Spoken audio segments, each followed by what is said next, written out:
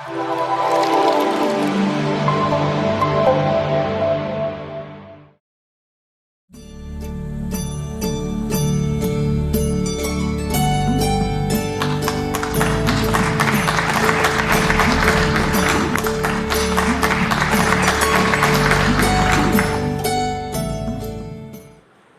मी दुर्गेश सोनार. महाराष्ट्र मित्र परिवार या फेसबुक पेजवरती आपल्या सगळ्यांचं अगदी मनापासून स्वागत करतो. महाराष्ट्र मित्र परिवार हा खऱ्या अर्थानं परिवार आहे. हा परिवार आहे साहित्य, संस्कृती, कलेचा. आणि या परिवारामध्ये साहित्य क्षेत्रातले, संगीत क्षेत्रातले, कलेच्या क्षेत्रातले, सामाजिक क्षेत्रातले, पत्रकारितेच्या क्षेत्रातले असे असंख्य मान्यवर एकत्र आलेले आहेत.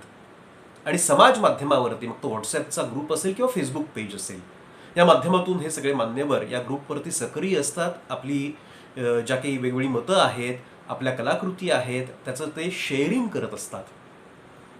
आणि त्या माध्यमातून अनेक गोष्टींवरती चर्चाही होत असते. आणि यातूनच खऱ्या अर्थानं महाराष्ट्र मित्र परिवारानं स्वतःचं असं एक फेसबुक पेज तयार केलं आणि ज्याचं उद्घाटन आपण ख्यातनाम लोकप्रिय असे संगीतकार कौशल इनामदार यांच्या हस्ते केलेलं होतं. आणि त्याच्यानंतर मग सातत्याने आपण गेल्या काही दिवसामध्ये या फेसबुक पेजच्या माध्यमातून अनेक मान्यवरांशी मुक्त संवाद करतो आहोत.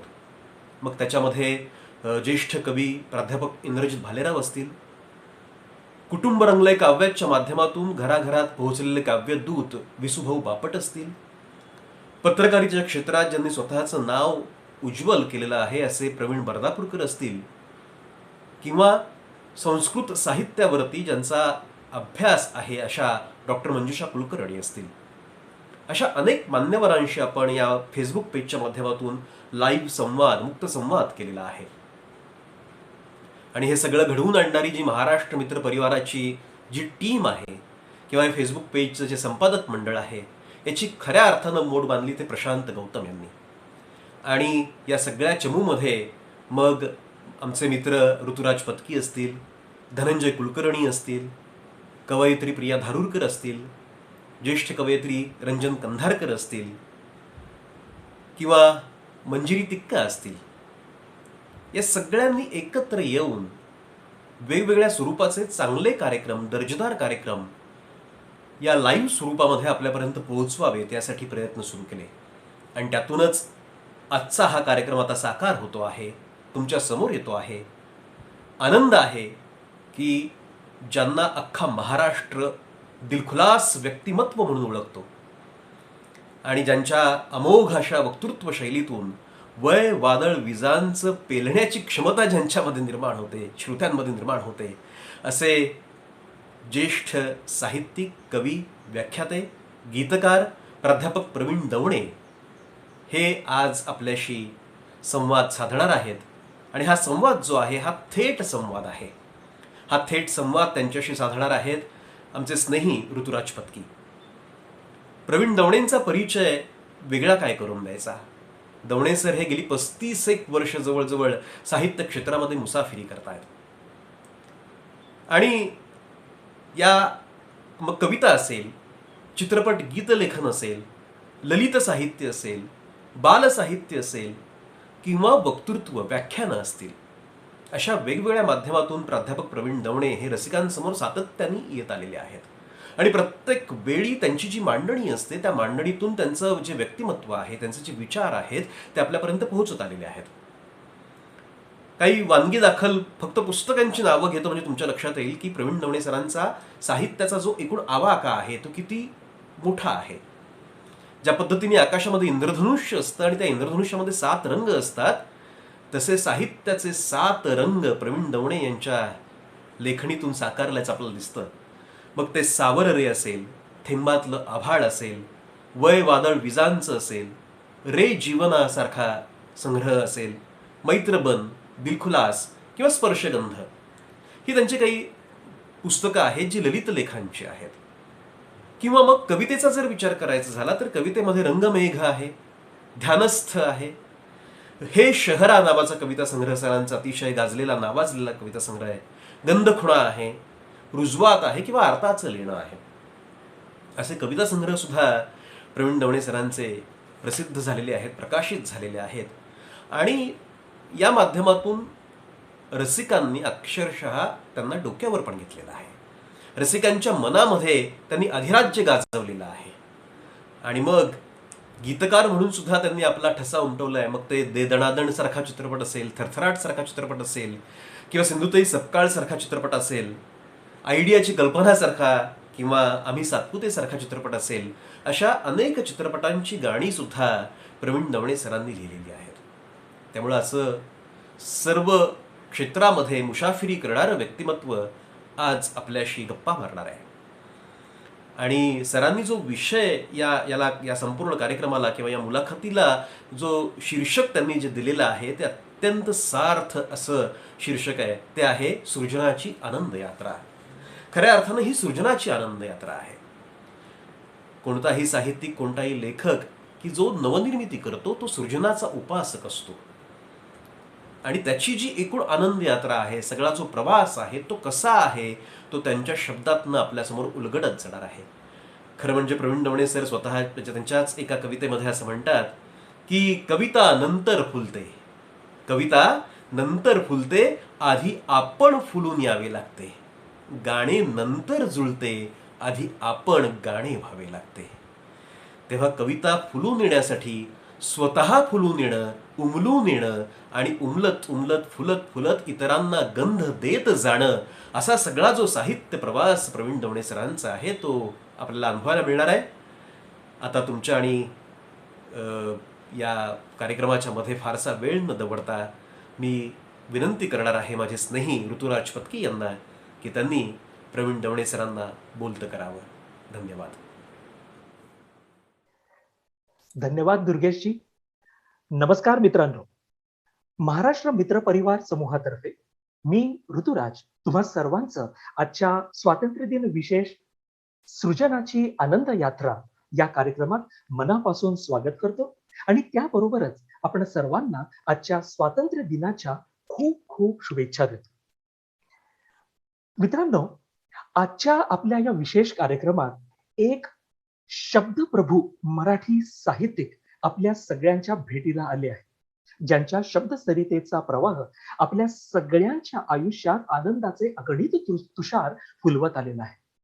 ललित लेखन, काव्यलेखन, गीतलेखन, बालसाहित्य, उत्तम वक्ता, उत्तम साहित्य अभ्यासक, पत्रकारिता, खरोखरच देवी सरस्वतीचा वरदहस्त लाभलेले ख्यातनाम साहित्यिक प्रवीण दवणे सर. प्रवीण दवणे सर यांचं मी महाराष्ट्र मित्र परिवार समूहातर्फे आणि आता हा कार्यक्रम पाहत असलेल्या आपल्या तुम्हा सर्व रसिकांतर्फे मनापासून स्वागत करतो. सुस्वागतम सर. नमस्कार, मनापासून नमस्कार. दुर्गेशजी, तुम्ही म्हणालात ना ते अगदी खरं आहे बरं का. म्हणजे प्रवीणजींशी गप्पा ही खऱ्या अर्थाने एक सृजनाची आनंद यात्रा आहे आणि त्यांच्याशी विविध विषयांवर गप्पा मारायला तुम्हा सगळ्यांसारखाच मी सुद्धा अतिशय उत्सुक आहे. तेव्हा सर, तुमची जर संमती असेल तर आपण आपल्या या कार्यक्रमाच्या आनंद यात्रेला सुरुवात करूया. नमस्कार. मी सुरुवात करण्यापूर्वी ही अवकाशातल्या एका दिव्य शक्तीला प्रार्थना करतो की आता शतक महोत्सवाकडे वाटचाल सुरू झाले. 75 वर्ष पूर्ण होऊन, आणि मला असं वाटतं की एक आनंददायक सोहळा सगळ्यांच्या आयुष्यात आहे. आणि आजच्या दिवशी या मित्रपरिवाराशी मला बोलायला मिळतंय. खरंच माझ्या इतका भाग्यवान कोणी नाही. मी सर्व संपादक समूहाचे, संपादक मंडळाचे आणि विशेषतः ज्यांनी मला या कार्यक्रमासाठी बोलावलं ते माझे आदरणीय पत्रकार मित्र आणि या समूहाचे संपादक, एका अर्थाने समन्वयक सुद्धा आणि सुनियोजित योजना करणारे असे कल्पक व्यक्तिमत्व प्रशांत गौतम यांचे मी आभार मानतो. आणि मी प्रार्थना करतो देवाला की या जगात आरोग्य आणि मनशांती यांचं एक नवयुग सुरू हो. आणि मी ऋतुराज पत्की आपलंही स्वागत करतो. आपल्यासारखे व्यासंगी, माझ्या लेखनावर प्रेम करणारे अशा तऱ्हेचे संवादक मला लाभले, याचा मला खूप आनंद होतोय. तुमचे मी अभिनंदन करतो आणि आपण सुरुवात करूया. धन्यवाद, धन्यवाद सर.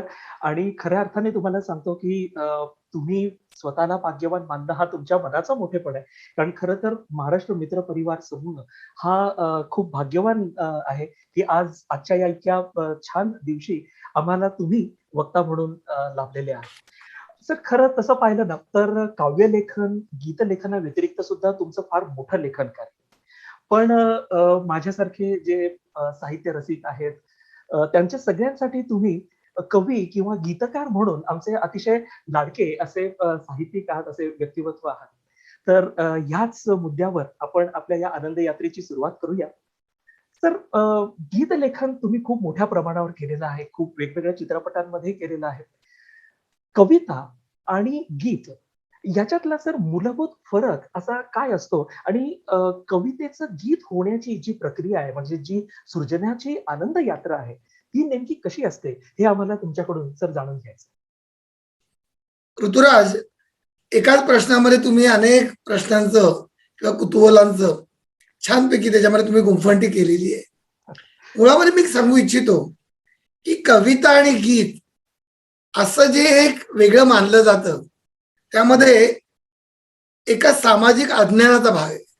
बरं. याचं कारण असं की मुळात एका चांगल्या गीतात उत्तम कविता ही असतेच, विरघळलेली असते आणि हे सिद्ध आहे. म्हणजे मी अगदी फार उदाहरण न देता मी सांगेन, ज्ञानेश्वर महाराजांची विराणी तुम्ही घ्या. आता घनू वाजे गुणासारखी विराणी असेल हो. किंवा त्यांची अनेक प्रकारची पदं असतील. ती कविता आहेत की गीत आहेत? मी मुद्दामून का सांगतो, आपल्या ऐकणारे जे आहेत ना ते आज आतुरतेने ऐकणार आहेत आणि त्यांना माझ्याकडनं अपेक्षा आहेत. त्यामुळे मुळातच ती उत्तम कविताच आहे.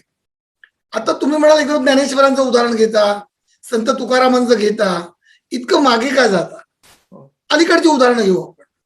भारा तांबे यांच्यासारखे कवी की नंतर त्याची गीतं झाली. जन पळभर म्हणतील हाय हाय किंवा डोळे हे जुलमीकडे, हे काय आहे? मुळात ती कविता आहे. नंतर ती श्रेष्ठ गायकांनी गायली, संगीतबद्ध केली आणि ती गेय कविता असल्यामुळे गीत स्वरूपात आली. थोडं अजून पुढे येऊया. ये रे घना नाऊ घाल माझ्या मना, ही आरती प्रभूंची मुळात कविता आहे. त्या कवितेला पंडित हृदयनाथजींनी स्वररचना दिली, आशाताईंनी गायली आणि ते गीत या स्वरूपात आलं. म्हणून मला मुद्दामून हे सांगायचं आहे सगळ्यांना की हा जो एक मुद्दामून वाटा करतात, वाटा कवितेचा वाटा आणि गीताचा, असे काही दोन तट नाहीये. ही पहिली गोष्ट माझ्याकडनं, मी जे काही 40-50 वर्ष लेखन करतोय, माझा अनुभव आहे. आणि त्यामुळे उत्तम गीत, या गीतात आपोआपच कवितेची प्राणज्योत असतेच. आता थोडं आपण पुढे जाऊया, तुमच्या प्रश्नाच्या अनुषंगाने पुढे जाऊया की एका चांगल्या गीतात जशी कविता असते तशी एका उत्तम कवितेत चांगलं गीत असतं का? लक्षात घ्या मूळ मुद्दा, की एखादी कविता आहे उत्तम, वसंत बापटांची कविता आहे, ज्यांचं आता शताब्दी वर्ष चालू आहे, त्यांना आपला समूह अभिवादन करतोय. कविवर्य वसंत बापटांच्या आठवणींना. त्यांची फुंकर सारखी कविता आहे, उत्कृष्ट कविता आहे, मला आवडणारी आहे. बसा म्हणालीच म्हणून बसलो, हसलीच म्हणून हसलो, बस इतकंच, बाकी मन नव्हतं तारेवर. पुढे कविता पाठ आहे, पण मला उदाहरण द्यायचंय. मग ही कविता एक उत्तम गीत आहे का? नाहीये. म्हणजे एक उत्कृष्ट कविता त्याचं गीत होईलच असं नाही, पण तरीही पुढे जाऊन सांगेन, एखादा सृजनशील संगीतकार हे त्या कवितेचे गीत करू शकतो. की जसं कवी गुलजारांनी कविता दिली आर डी बर्मन यांच्याकडे, मेरा कुछ सामान, आणि म्हटलं तर ती मुक्त छंदातली कविता. आर डी बर्मन म्हणाले गुलजारजींना, ही सामानाची यादी काय दिली किराणाची? पण त्या किराणा यादीतून एक अजरामर गीत निर्माण झालं. जर डोळे तेवढे जर तीव्र असतील तर चांगल्या मुक्त छंदात्मक कवितेत पण एक चांगलं गीत संगीतकार निर्माण करू शकतो. आता आपल्या प्रश्नातल्या तिसऱ्या मुद्द्याकडे आपण येऊया. जे आपल्याला अपेक्षित आहे की कुठल्या गीताबद्दल तुम्हाला उत्सुकता आहे किंवा श्रोत्यांना, तर जे गीत मुद्दामून लिहिलं जात, बरोबर. बरोबर, चित्रपटासाठी लिहिलं जात. आता त्याबद्दल मी बोलतो कारण आपल्याला बरंच पुढे बोलायचं. हो. ऋतुराज, एक चित्रपटासाठी लिहिलेलं गाणं हे काही कविता नाहीये. मी एक गीतकार असूनही, 110 चित्रपटांचा एक गीतकार असूनही मी हे जाहीर विधान करतोय की प्रत्येकच वेळेला ते गीत एक चांगलं काव्य असेल असं नाही, पण ते जर चांगल्या कवीने लिहिलेलं असेल, ते मुळातल्या कसदार कवीने लिहिलेलं असेल, तर ते ओढीला जाऊ शकतं. मी पुन्हा स्वच्छ बोलतोय आणि अगदी निस्संदिग्ध माझ्या मनात जे चिंतन आहे ते मी आज मांडतोय. आणि सगळा समुदाय हा संवेदनशील आहे की चित्रपटाचा गीतकारही एक उत्तम कवी असेल तर मुद्दामून लिहिलेलं गीतही चांगल्या कवितेचा आभास निर्माण करू शकतं. उदाहरणार्थ, गदी माडगुळकरांची गीतं, शांताबाई शेळकेंची गीतं, शांताराम आठवले म्हणून जे होते, आधी बीजे ऐकले, हो. म्हणजे तेव्हा लोकांनी शोधलं की संत तुकारामांच्या गाथेतला हा अभंग आहे की काय, हो. मुद्दामून लिहिलेला होता. किंवा इंद्रायणी काठी देवाची आळंदी माडगुळकरांनी लिहिलेलं भक्तिगीत आहे. मी हे समूहाला का सांगतोय, तर ही चित्रपटासाठी लिहिलेली गीतं असूनही ती चांगली कविता भासतात. याचं कारण ते मुळात उत्तम कवी होते.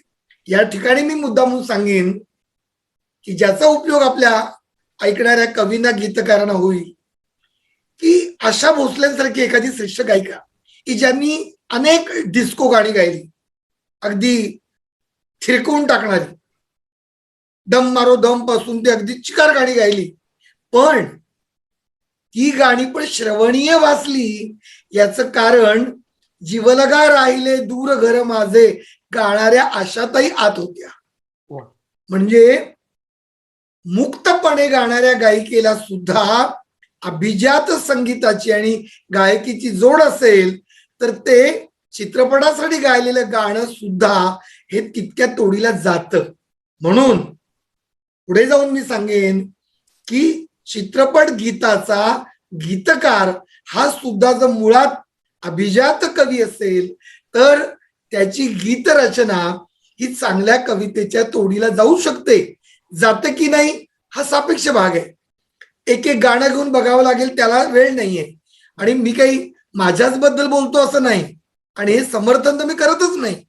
मी सुरुवातीला म्हटलं की कितीतरी गाण्यामध्ये काव्य नव्हतं, प्रसंग होता, व्यक्तिरेखा होत्या, ते कथानक होतं, पण ते कवीनं लिहिलेलं असल्यामुळे म्हणजे मी आपोआपच त्या व्यावसायिक गीतांना पण एक प्रकारचा वेगळा दर्जा, निराळ्या तऱ्हेचा रंग त्याला आला. या मुद्द्याचा समारोप करताना मी सांगेन, म्हणजे आपल्याला पुढे जाता येईल, की या सगळ्या माझ्या वाटचालीमध्ये ज्या प्रकारे वेगवेगळ्या प्रकारची कविता मी लिहिली, इथे मी मुद्दामून सांगेन की गीत ऐकली जातात म्हणून मी ती खूप लिहिलेत असं वाटतं.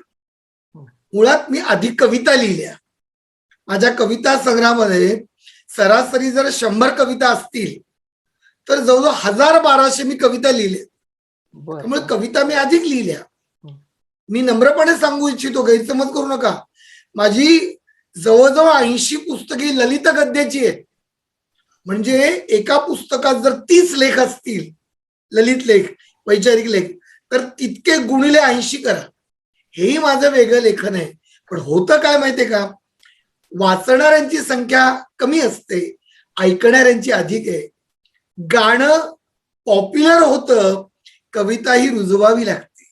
पण तरी माझ्या वाटचालीत, ऋतुराजजी, माझ्या वाटचालीत मी सहज आठवतोय ते चित्रपट सांगितले, शपथ तुला बाळाची, किंवा रंगत संगत, किंवा जीवलगा, किंवा एक रात्र मंतरलेली, आहुती, शेजारी शेजारी, मी सिंधुताई सपकाळ, असे काही अनेक आहेत. ते मी थोडकी नावं आठवली. तर असे काही चित्रपट मला लिहायला मिळाले की जिथे मला कविता लिहायला मिळाली. काव्य लिहिता आलं. वा. आता रंगत संगत मध्ये माझ्या गीताच्या ओळी आहेत. मी मुद्दाम सांग गीत आहे गीत, पण ती मूळ कविताच होती. उदाहरणार्थ शेवटी त्या 2 ओळी देवकी पंडित यांनी त्या गायलेल्या आहेत आणि त्या ओळी अशा आहेत की बंद डोळ्यांनी जरा तू अंतरी घे शोध माझा, मंद तेथे तेवणारी एक मी फुलवात आहे, वा वा. पारदर्शी रात आहे, चांदणेही गात आहे, राजसा आता जराशी ही कुठे सुरुवात आहे. हा हा हा. क्या बात मला आहे. तुम्ही सांगा किंवा लता मंगेशकर, लता दिदींनी गायलेलं एक रात्र मंतरलेली मधलं गाणं आहे. घडायचे जे घडते मनुजा, काही न तव हाती, अरूप अनामिक अनंत व्यापून उरली ही नियती. वा वा. तुम्हाला मी मुद्दामून सांगेन, दीदींनी गाताना गायनाच्या गाण्याच्या केबिन मध्ये मला बोलावून, वा. आतमध्ये बोलावून शाबासकी दिली की प्रवीण ही कविता मला आवडली, वा. हे गाणं नाही म्हणाल्या पण मी गाणं म्हणून लिहिलं होतं. सांगायचे मला हे की मुळात जर आपण उत्तम कवी असू तर गीताचे जे धुमारे फुटतात ते पण तेवढे कसदार असतात. धन्यवाद. क्या बात है, क्या बात है. अगदी खरंय सर. आणि तुमच्या अशा अनेक कविता, आता कविता म्हणू का गाणं म्हणू याच्यामध्ये मीही आता फरक करणार नाही, तुझा भाव करणार नाही. नाही, करा ना, काही हरकत नाही. कारण कारण तुमच्या काही कविता, काही गाणी मला जे कायम लक्षात राहतं आणि आज सुद्धा मी कधी प्रवासात असतो तेव्हा ते गाणं माझ्या गाडीत वाजतं, ते वाट रेशमी फुला फुलात राहते. हो, ही जी तुमची कविता आहे त्याच्यातली सर ओळ इतकी सुंदर आहे ना, ती चंदनी वयातुनी धुकेच स्वैर वाहते. आणि एक कडवं, हवेतुनी सुगंध हा दरवळे पुन्हा, घडायचा पुन्हा पुन्हा लाजरा गुन्हा, पापण्या मिटून घे स्वप्न एक जागते वाट रेशमी. इतकी सुंदर कविता आहे नाही म्हणजे कविताही सुरेख आहे, गाणं तर चालही छान आहे, ऐकताना ते सगळे इतकं हातात हात घालून येतं. पण सर या अनुषंगाने सर आणखी एक पुढचा प्रश्न असा मला तुमच्या बरोबर घ्यायचा आहे की गीत गायन जेव्हा असतं, गायक जेव्हा गातो, तुम्ही आता लता दीदींचा उल्लेख केला, तुमची तर गीतं आशा ताईंनी गायली आहेत, अनुराधा पौडवाल, सुमन कल्याणपूर, किती म्हणजे घ्यावीत ती नावं, त्यांनी तुमचं गीत गायलेलं आहे. तर गीत गायनामध्ये शब्दांचा जो उच्चार आहे त्याचं एक सर फार महत्व आहे, फार मोठं त्याचं स्थान आहे. आणि गीतकार म्हणून तुमचं सुद्धा कदाचित त्याच्याकडे लक्ष राहिलं असणार आहे स्टुडिओमध्ये असताना किंवा रेकॉर्डिंगच्या वेळेला. तर ह्या सगळ्या मोठमोठ्या दिग्गज कलाकारांबरोबर काम करत असताना मराठी शब्दांचा उच्चार या संदर्भामध्ये तुमचे अनुभव कसे होते, किंवा त्यांनी कधी तुम्हाला बोलावून विचारलं की हा उच्चार मी असा करू का तसा करू, तुमचा अनुभव कसा सर यामध्ये? ऋतुराज, तुम्ही खूपच वेगळा आणि छान प्रश्न की जो कोणी विचारलेला नव्हता, मी अभिनंदन करतो तुमचं आणि खरंच वेगळा आहे. माझं भाग्य हे की गेल्या 3 पिढ्यातल्या सर्वोत्तम गायकांनी माझी गीतं निवडली. आणि इथे मी मुद्दामून सांगेन की केवळ गायकांचं श्रेय नाही तर 4 पिढ्यांच्या नामवंत संगीतकारांनी, त्यामध्ये श्रीनिवासजी खळे आहेत, यशवंत देव आहेत, अशोक पत्की आहेत, श्रीधर फडके आहेत, प्रभाकर पंडित आहेत, ही नावं कितीतरी घेता येतील. त्यांचा मुलगा केदार पंडित माझ्याकडे उत्तम, त्याच्याकडे दीपक पाटेकर आहेत, नंदू होनप यांच्यावर मी दत्ताची पालखी सारखं गाणं लिहिलं, निघालो घेऊन दत्ताची पालखी. मला म्हणायचंय काय, ही नावं वाढतील आणि संगीतकार ऐकत असतं म्हणतील आमचं का नाही घेतलं. मी त्या सगळ्यांची क्षमा मागतो, कारण जवळजवळ 150 ते 200 संगीतकारांबरोबर मी काम केलं.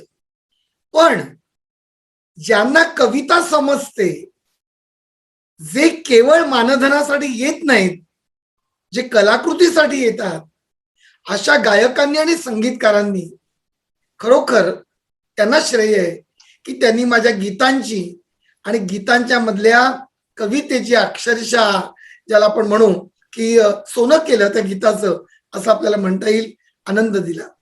तुम्हाला काही उदाहरणं हवीत असं दिसलं तुमच्या बोलण्यातून की पंडित जितेंद्र अभिषेकी बुवांसारख्या एका तीर्थरूप व्यक्तिमत्वाने माझी गाणी गायली. भक्ती तरंग 10 गाणी आहेत. मला तुम्ही सांगा, मी एक मधल्या पिढीतला कवी आणि गीतकार, आणि ही पण गोष्ट साधारणतः 20-1 वर्षापूर्वीची असेल, तेव्हा मी अजूनच नवथर आणि कोवळा तरुण असलो पाहिजे. मला सांगा की अभिषेकी बुवा त्यांनी गाणं, ते काही गाणं आलं आणि हो म्हणाले असं नसतं. त्यांनी कविता आधी मागवल्या आणि विशेष म्हणजे सगळ्या समूहातल्या मंडळींनी हे ऐकावं. कलावंतांच्या मध्ये दोन प्रकार आहेत.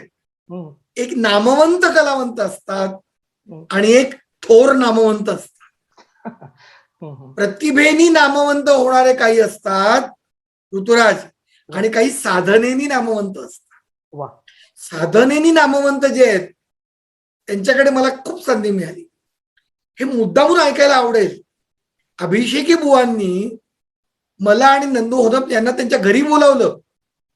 घरी कशाला बोलावलं? तर कविता समजून घ्यायला. वा वा. बघा, म्हणजे मी काय असं अवघड लिहिलेलं नव्हतं. ती भजनं होती, विठ्ठलाची भक्तिगीतं होती. नभासया आले पर, उडू लागले सत्वर, पंढरीच्या वाटेवर डोबजला. चंद्र सूर्यांचे हे तेज, तारकांची केली शेज, परी आज नाही निज लोचनाला. किंवा दुसरं एक गीत होतं, रखुमाई विठ्ठल उभे ज्या विटेवरी, ती वीट गातसे मी भाग्यवंत. भार पेलती जे उभ्या ब्रह्मांडांचा, त्यांचा भार पेलते मी भाग्यवंत. तर ही कविताच आहे. आणि मला मुद्दामून सांगायला आवडेल की संत तुकारामांच्या भंडारा डोंगरावर जिथे संत तुकारामांचं मंदिर आहे तिथे बसून मला त्या कविता स्फुरल्या होत्या. वा वा. त्या मी ध्वनिमुद्रिकेसाठी लिहिल्या नव्हत्या. त्या मी लिहिलेल्या कविता मी नंदू होनपनं दिल्या. आणि अभिषेकी पुराणी त्या मी आधी लिहिल्या होत्या 20 वर्षापूर्वी, त्याच्या आधी. आणि मला नेहमी वाटतं चांगली कविता सुद्धा चांगलं गीत होण्यासाठी वाट पाहते. क्या बात. वा. हो. आणि तेव्हा मला स्वप्न पण नव्हतं की अभिषेकी बुवा गातील. आणि जेव्हा त्यांच्या घरी आम्ही 3 दिवस राहिलो, आश्चर्य वाटेल, समोर अभिषेकींसारखा व्यासंगाचा हिमालय, मांडी घालून हाताची घडी गाऊन, प्रवीण सांगा अर्थ, आणि मी त्याचं निरूपण करायचं. त्यांना माहिती नसेल असं नाही, पण त्यांचं मोठेपण. खरे गुरु तेच असतात की जे शिष्यत्व जपतात. खरंच हे मला कळलं. मी त्यांचा शिष्य झालो. सुरांचा नसेन, कारण माझ्याकडे सूर ते नाही आहेत, पण साधना कशी करावी, किती विनम्रता हवी, हे मी शिकलो ऋतुराज. आशाताई भोसले ही माणसं माझ्या आयुष्यामध्ये आली. नुसतं गायलं आणि नंतर गाणं मी निघून गेलो, नाव आलं, ह्याच्यात मला आनंद नव्हता.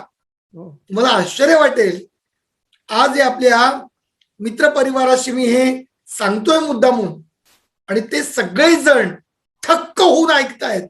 याचं कारण हे अनुभव कोणी सांगत नाही.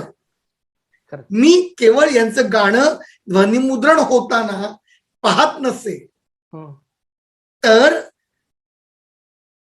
त्यांना पाहत असे की यांची जीवनशैली कशी आहे, यांचा कवितेत सखोल जाण्याचा त्यांचा मार्ग ते शोधतात कसं. चित्रपटासाठी गायचं असेल तर भूमिकेत कसं जातात, क्या बात. खरंच आतमध्ये कसं जातात. म्हणजे आशाताईच्या बद्दल तर सगळ्या जगालाच माहिती. मी काय सांगणार. आश्चर्य वाटतं की एकदा एक धुंद गाणं होतं चित्रपटाचं, बेधुंद. 4 दिवस सासूचे चित्रपट होता, आणि त्यानंतर लगेचच भक्तिगीताचं रेकॉर्डिंग होणार होतं. आशाताई घरी गेल्या, पुन्हा आल्या. मी सहज विचारलं की आशाताई, मध्ये तुम्ही घरी गेलात, काही काम होतं का, सहज विचारलं. त्या चटकन म्हणाल्या की आधीचं गाणं धुंदीचं रोमॅन्टिक गाणं होतं, आता मला त्या धुंदीतून मंदिरात जायचंय, भक्तिगीतात जायचंय. मी पुन्हा स्नान करून जप करून आले मंगेशाचा.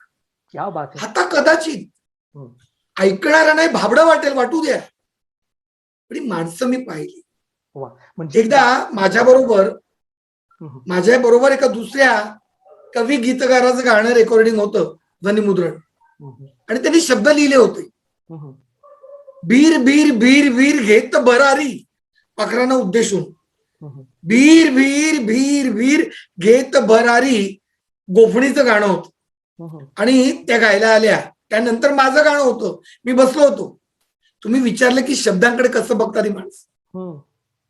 ऐका, त्यांनी त्या ज्येष्ठ गीतकाराला ज्येष्ठ गीतकाराला जवळ बोलावलं आणि मी बघत राहिलो आता काय करणार.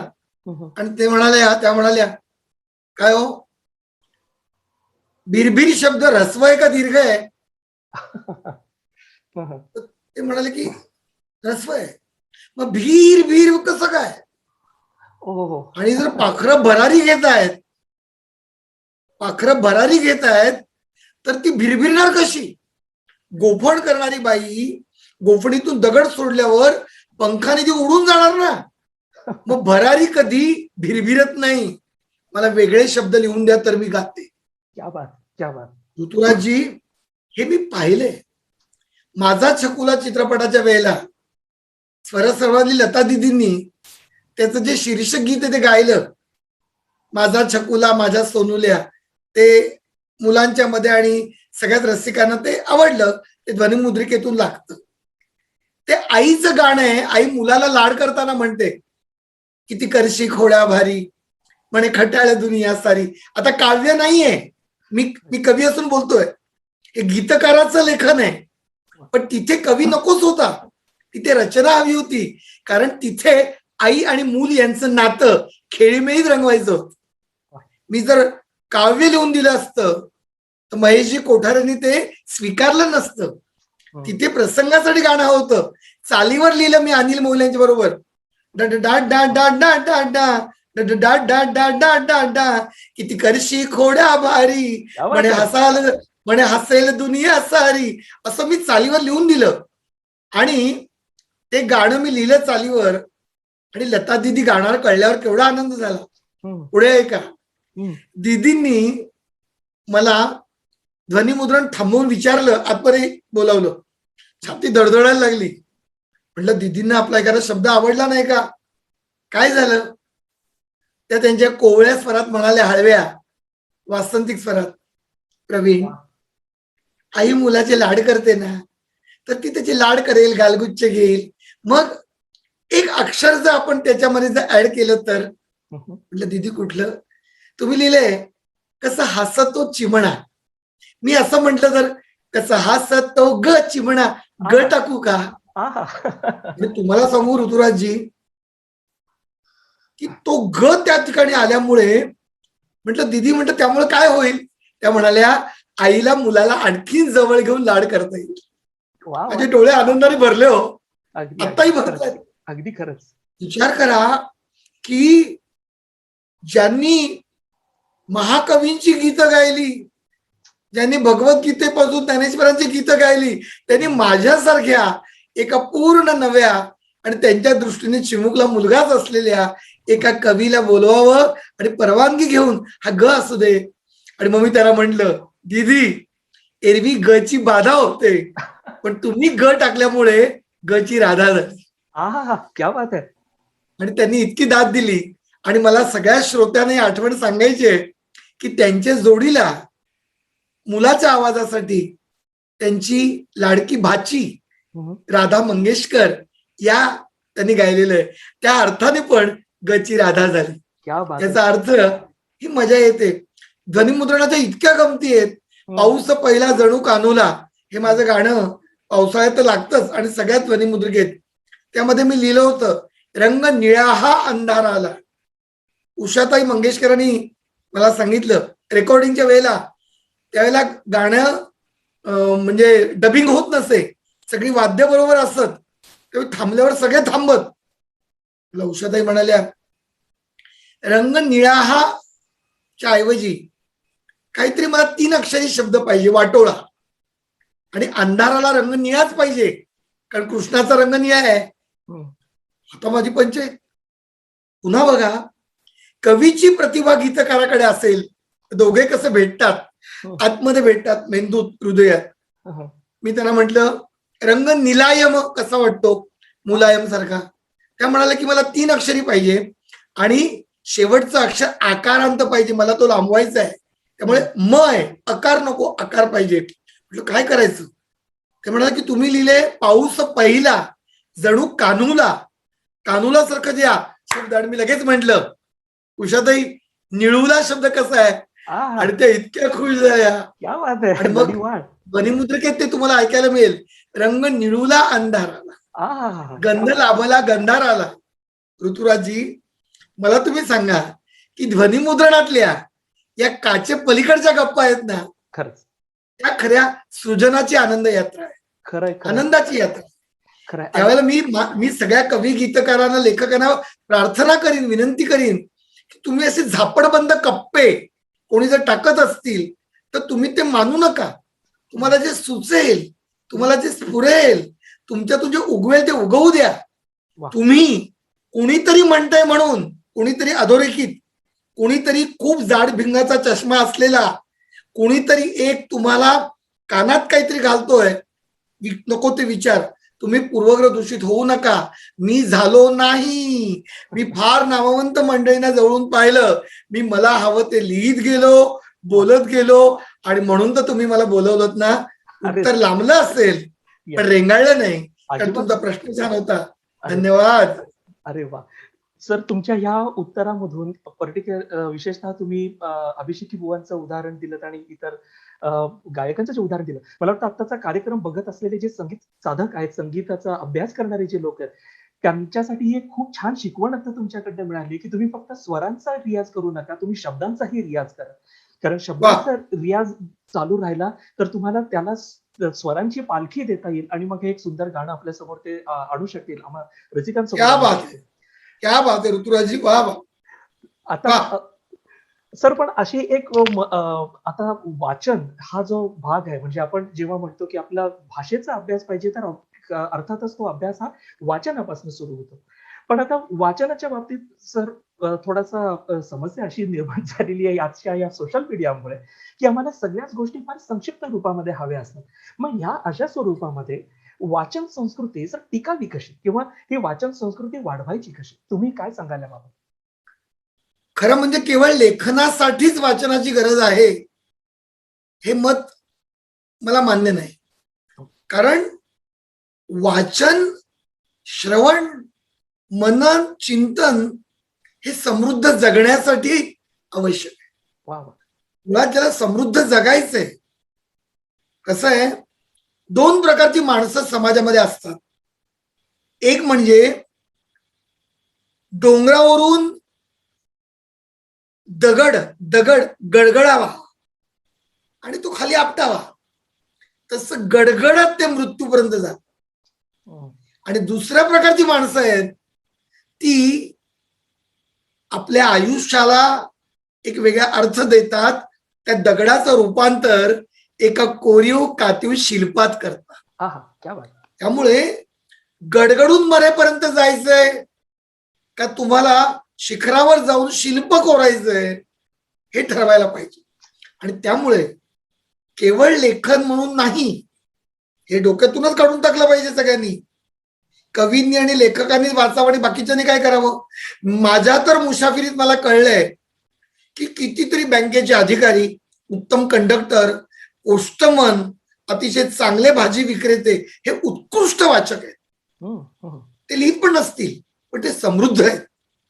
आणि एखादा मनुष्य जेव्हा उच्चारतो एखादा शब्द, मी काय म्हणतोय पहा, पहिल्या 2 वाक्यातच कळतं की हा वाचन सखोल आहे का वाचन पोकळ आहे. जसं क्लासिकल अभिजात संगीताच्या मैफलीत षड्ज लावला की तो पहिला षड्ज लागतानाच श्रोत्यांना कळतं की तपश्चर्या काय. त्यामुळे आपोआपच तुम्हाला सुंदर दिसण्यासाठी मेकअप करता येईल, पण सुंदर जगण्यासाठी तुम्हाला रंगभूषा करता येणार नाही. सुंदर जगण्याचं नाटक करता येत नाही. हे मी का सांगतोय, हे विषयांतर नाहीये ऋतुराजची, हे विषयांतर नाहीये. मुळात लेखन वगैरे खूप नंतर, आधी स्वतःसाठी सखोल आणि विविध प्रकारचं वाचलं पाहिजे. म्हणून समृद्ध जगण्यासाठीच मुळात वाचनाची गरज आहे. आता आपण जो मुद्दा छेडला की वाचन संस्कृतीचा, मी या ठिकाणी मुद्दा म्हणून सांगेन, वाचन संस्कृती ही संपणार नाहीये, तेवत राहणार आहे. नदीच्या आयुष्यात ज्याप्रमाणे चढ उतार येतात, कधी नदी रोड होते, कधी विशाल होते, कधी सखोल होते, कधी महापूर येतात, कधी काठ वाहून जातात. त्याप्रमाणे भाषेच्या आयुष्यात पण हे चढ उतर चालू असतात. त्यामुळे मला स्वतःला अत्यंत मनापासून वाटतं की आज माध्यमांच्या प्रचंड वाढलेल्या गर्दीत प्रत्यक्ष पुस्तक वाचायला वेळ नसेल, म्हणून आपल्याला ही संस्कृती विझू विझू झाले की काय असं आपल्याला जे वाटतंय त्याबद्दल काळजी करू नका. हा भाबडा आशावाद नाही. माध्यमांचं स्वरूप बदलेल, वेगळ्या माध्यमांतून वाचतील, पण वाचन होतच राहणार आहे. आणि त्यामुळे जी दुसऱ्या प्रकारची माणसं आहेत, या मुद्द्याचा समारोप करताना सांगेन, गडगडत दगडासारखी खाली येणारी माणसं ही शेकडो वर्ष तशीच राहिली, ती प्रत्येक काळात तशीच होती. आजच्या काळात पण तुम्ही ज्यांना न वाचणारे मानता किंवा ज्यांना वाचनाची गरजच नाही, ते तसे न वाचताच गडगडत जगणार आहेत. पण ज्यांना कसदार आयुष्य करायचंय ती वाचणार आहेत, उत्तम ऐकणार आहेत, ती व्याख्यानाला गर्दी करणार आहेत, ती समजून घेणार आहेत. आणि मला वाटतं की आज इतकी वेगवेगळी माध्यमं खुली आहेत. म्हणजे मी मुद्दामून सांगेन की काही जण माझं जे लेखन आहे ते संक्षिप्त करून किंवा माझी परवानगी घेऊन योग्य पद्धतीने संकलित करून माध्यमावर पाठवतात, आणि त्याच्यातून मला जी दाद मिळते आणि ती मूळ पुस्तकाकडे वळतात. खाली लिहिलेलं असतं. म्हणजे सचिन बुरुंगुले म्हणून माझे एक प्राध्यापक मित्र आहेत, कितीतरी माझे लेख त्यांनी असे संकलित केलेत आणि खाली लिहितात संदर्भ सुख पहाट, संदर्भ थेंबातला आभाळ रे जीवना. आणि मला दूरध्वनी येतात कुठून, पुस्तकांच्या दुकानांतून, हे पुस्तक लोकांना हवंय, मागणी वाढले. लोकांना फक्त हे पुस्तक आहे सांगावं लागतंय. म्हणून लेखक नसलेले पण जे चांगले वाचक आहेत त्यांनी जरी हे लेखन पोहोचवण्याचं काम केलं तरी पण वाचन संस्कृती उजळेल. धन्यवाद. अगदी अगदी सर. वाचन संस्कृती बद्दल बोलत असताना किंवा वाचनाबद्दल बोलत असताना आणखी एक विषय जो समोर येतो तो म्हणजे वृत्तपत्र. म्हणजे ही एक अशी गोष्ट आहे की जी रोज आपल्या हातामध्ये सकाळी येतेच येते. तुम्ही स्वतः सर वृत्तपत्रांमधनं खूप सकस लेखन केलेलं आहे, खूप सदर लेखन केलेलं आहे, ललित लेखन आहे. त्याचं पुढे पुस्तक रूपामध्ये त्याचं प्रकाशन झालेलं आहे. पण सर थोडंसं आजच्या वृत्तपत्रांकडे जर बघितलं, म्हणजे मी एक त्रयस्थ व्यक्ती म्हणून बोलतो याच्याकडे, मी काही वृत्तपत्र किंवा पत्रकारितेशी न जोडलेला मनुष्य आहे मी. तर मी एक त्रयस्थपणे जेव्हा या गोष्टीकडे पाहतो तेव्हा कुठेतरी सर असं वाटतं की आजच्या वृत्तपत्रांमध्ये म्हणजे जसं तुम्ही सदर लेखन करत होतात तसं सकस लेखन आजच्या वृत्तपत्रांमध्ये येत नाही. अगदी थोडक्यात सांगायचं तर मी माझ्या मुलीला नाही तू रोज पेपर वाच बर का हे सांगायला माझ्याकडे कारण नाहीये. तर हे म्हणजे वृत्तपत्र लेखनामधला हा जो एक काय म्हणतो त्याला एक डेफिसिट जो क्रिएट झालेला आहे असं म्हणे, तर याच्या मागे काय कारण असू शकतं सर? का हा माझा भ्रम आहे? तुम्हाला काय वाटतं? काय झालंय की एक आपण लक्षात ठेवलं पाहिजे की एकच क्षेत्र सखोल आणि बाकीची उथळ असं नसतं. एकदा का सगळं उथळ होत गेलं की तो उथळपणा सगळ्या क्षेत्रामध्ये शिरतो. म्हणजे पुष्कळदा आम्हाला म्हणतात प्राध्यापक किंवा शिक्षकांना, अरे शिक्षण व्यवस्था अमुक झाली तमुक झाली. मी त्यांना म्हणतो की तुम्ही कुठल्या व्यवस्थेत आहात, तुम्ही काय करता, तुम्ही तुमचं कुठलं क्षेत्र, आणि मग ते त्यांचं क्षेत्र सांगतात. मग मी म्हणतो त्या क्षेत्रामध्ये काय आहे तिथला गोंधळ मी सांगू का? हे मी एवढ्यासाठी म्हणतोय की वृत्तपत्रांना सुद्धा बाजार युगाला शरण जावं लागलंय. सगळ्या संपादकांना आपण जे वृत्तपत्र चालवतो ते पटतच असं नाही, पण शेवटी तो एक व्यवसाय आहे ना. बरोबर. मध्यंतरी एका मोठ्या वृत्तपत्राला संपादकच नव्हता कित्येक महिने. कुणीतरी उठून अग्रलेख लिहायचे. तर एक ज्येष्ठ पत्रकार तिथे नोकरी करणारे मला भेटले. ऐकणार काय?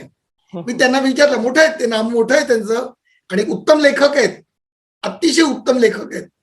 त्यांना भेटल्यावर विचारलं की हल्ली तुम्ही वृत्तपत्रात कुठला नवा प्रयोग करताय, सृजनशील काय करताय? त्यांनी जे उत्तर दिलं ना ऋतुराज, तुम्हाला मोठ्याने हसू आलं तर हसायचा अधिकार आहे. ओके. त्यांनी उत्तर दिलं, सध्या आम्ही एकच प्रयोग करतोय, संपादकाशिवाय वृत्तपत्र कसं चालवायचं याचा प्रयोग करू. अच्छा.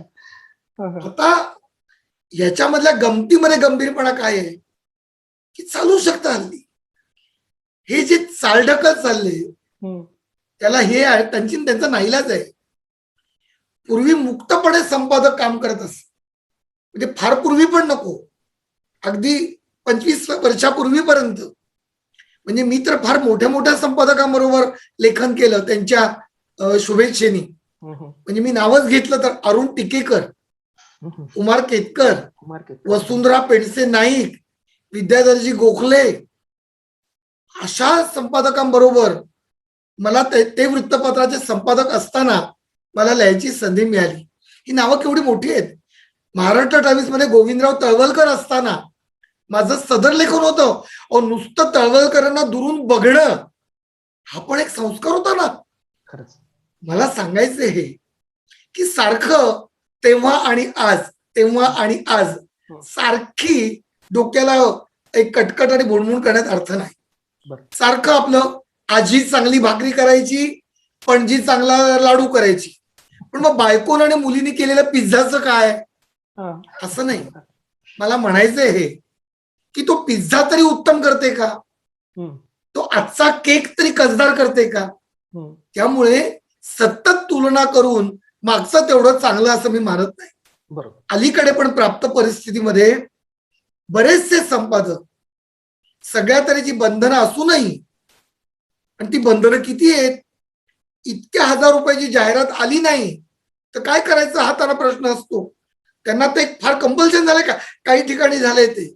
आता तुमच्या प्रश्नाकडे मी येतो, का हा नाईलाज का.